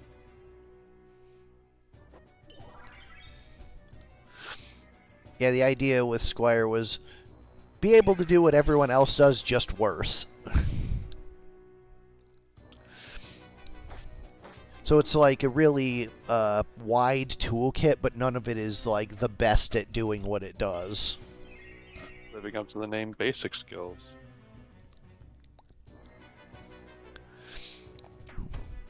Piggy is gone.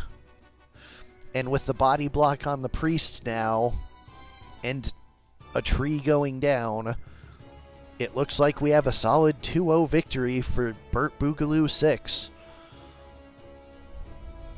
Does look that way.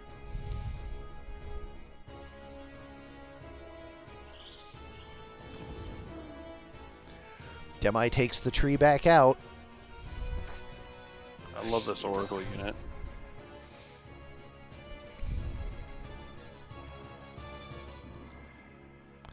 Tolbert is alert. He is just about out of MP, but doesn't matter with the game this close to the end.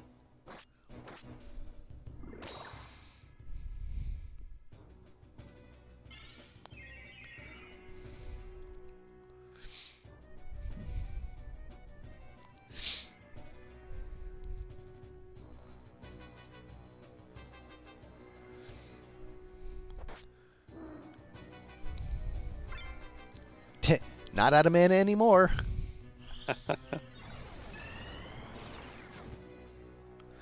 Appears to be local for you. I haven't seen any trouble.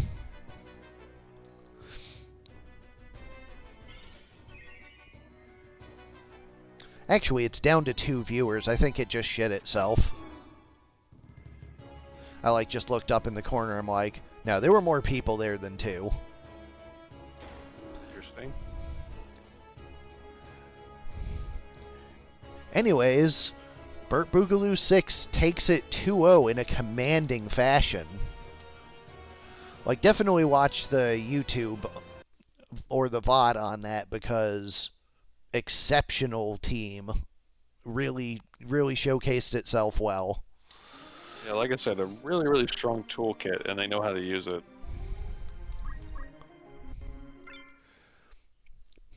If I manage somehow to beat Hero, I've got to go up against that in the next round. Anyways, up next, Sardek 2 vs. Hero 2, NFL Blitz versus Spooky Scary Skeletons.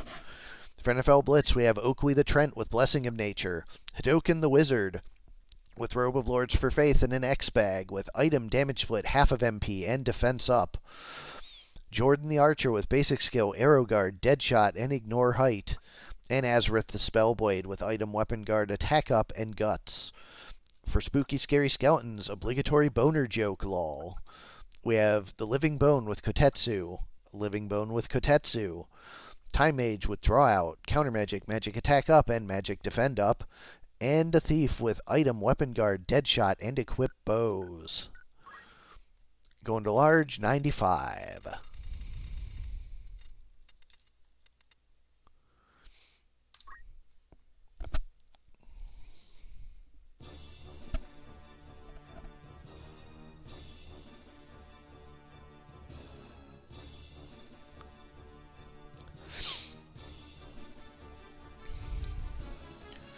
Skeletons obviously on the right in Heroes traditional purple, and NFL Blitz in red on the left.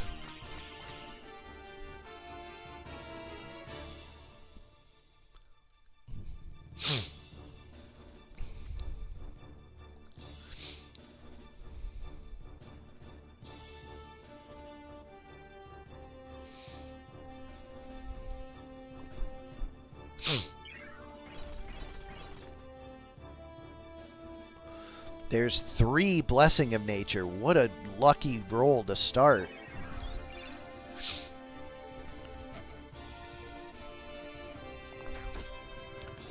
Big 312 on the Spellblade from the Thief.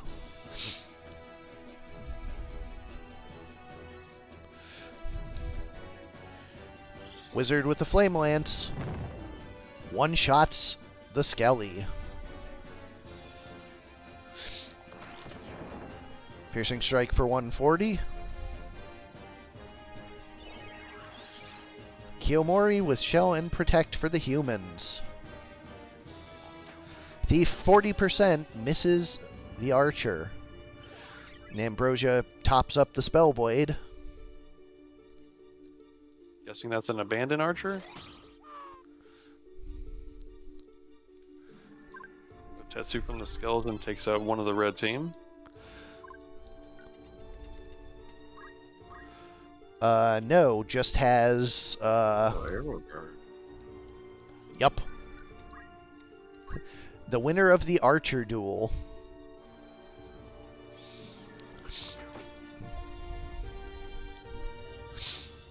She doesn't mind dueling, though. The Thief manages to get a hit on the Archer.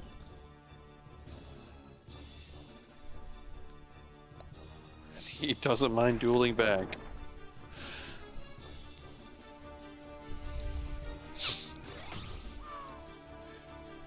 Bad positioning for the red team here, though. The Gotetsus are going to start coming out here.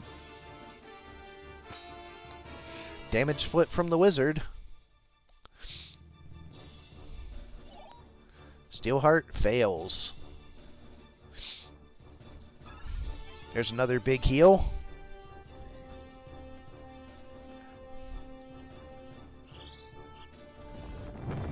Another big Flame Lance, another Skelly down. Spellblade back up with a wish. Back down. From the predictable... He lived? What? How did he live through that? Does he have guts? Maybe? Sure does. We'll do it. Not twice, though.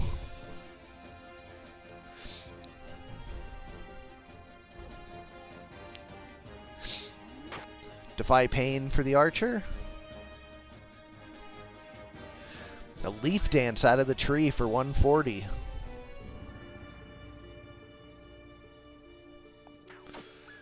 Wizard goes down once more.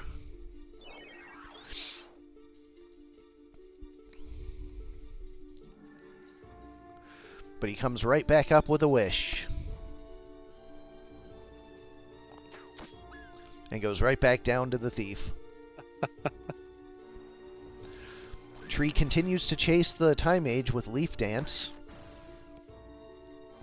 Wow, the Time Mage is better at Leaf Dance than the tree is.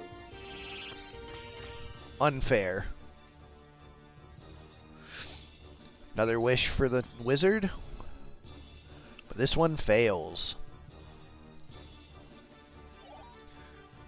No good on Steelheart. Really been unlucky with the Steel Hearts.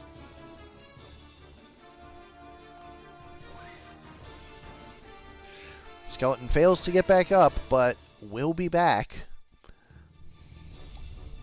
Both of the skeletons sitting on 0 right now.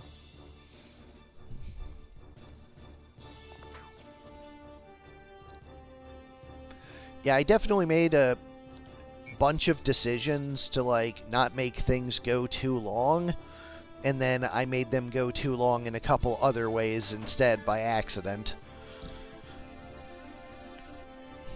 We will get there. Well, yeah, it's an iterative process. Tree raise.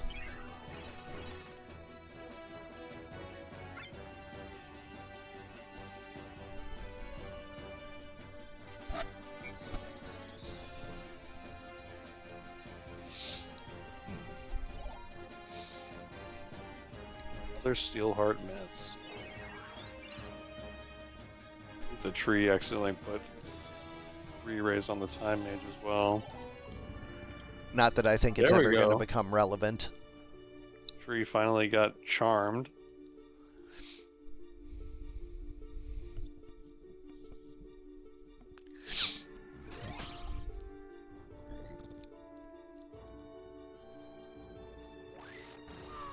Rude.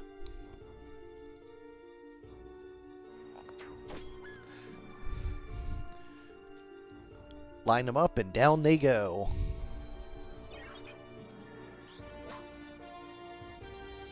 Red team couldn't pull off enough momentum to overcome the skeletons coming back. NFL Blitz. Blitz was not successful.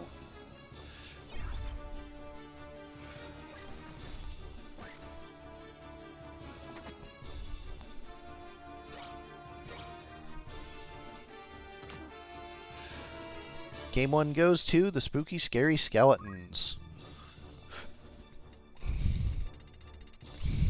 See if the Blitz works a little bit better when you're closer together. Honestly, like, he can have Burt Boogaloo 6. I'm not beating him.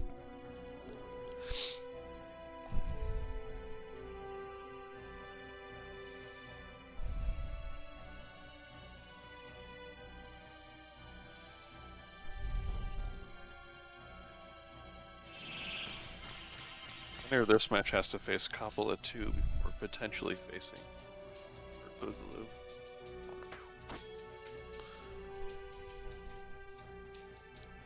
Oh, right. It's the round 3 that goes across, not in. Yeah, like Coppola 2 is somehow a easier match than Burt Boogaloo 6. I know, right? Yeah. Pair of brutal matches ahead of whoever wins this, so good luck, Hero.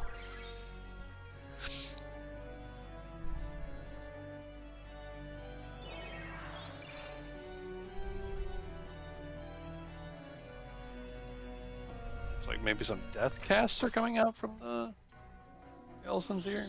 Yep. Considering man, the one of them wizard lands has on the wizard. considering the wizard has faith, not a long shot. Yeah.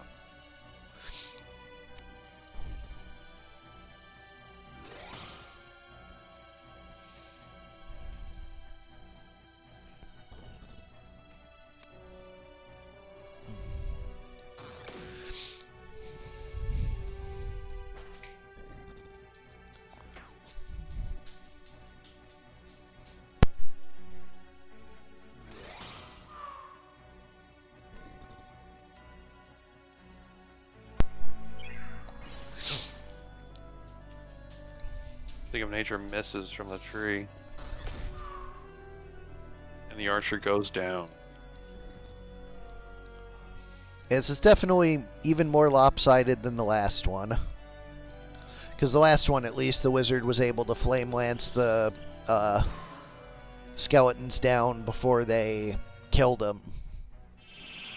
Yep.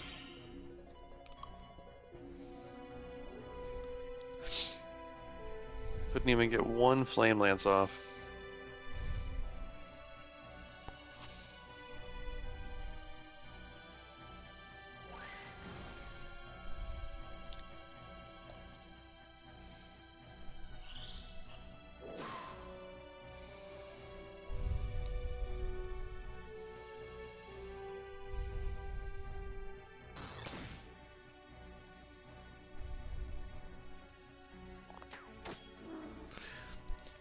And there it is. The night ends with Hero taking the match 2-0.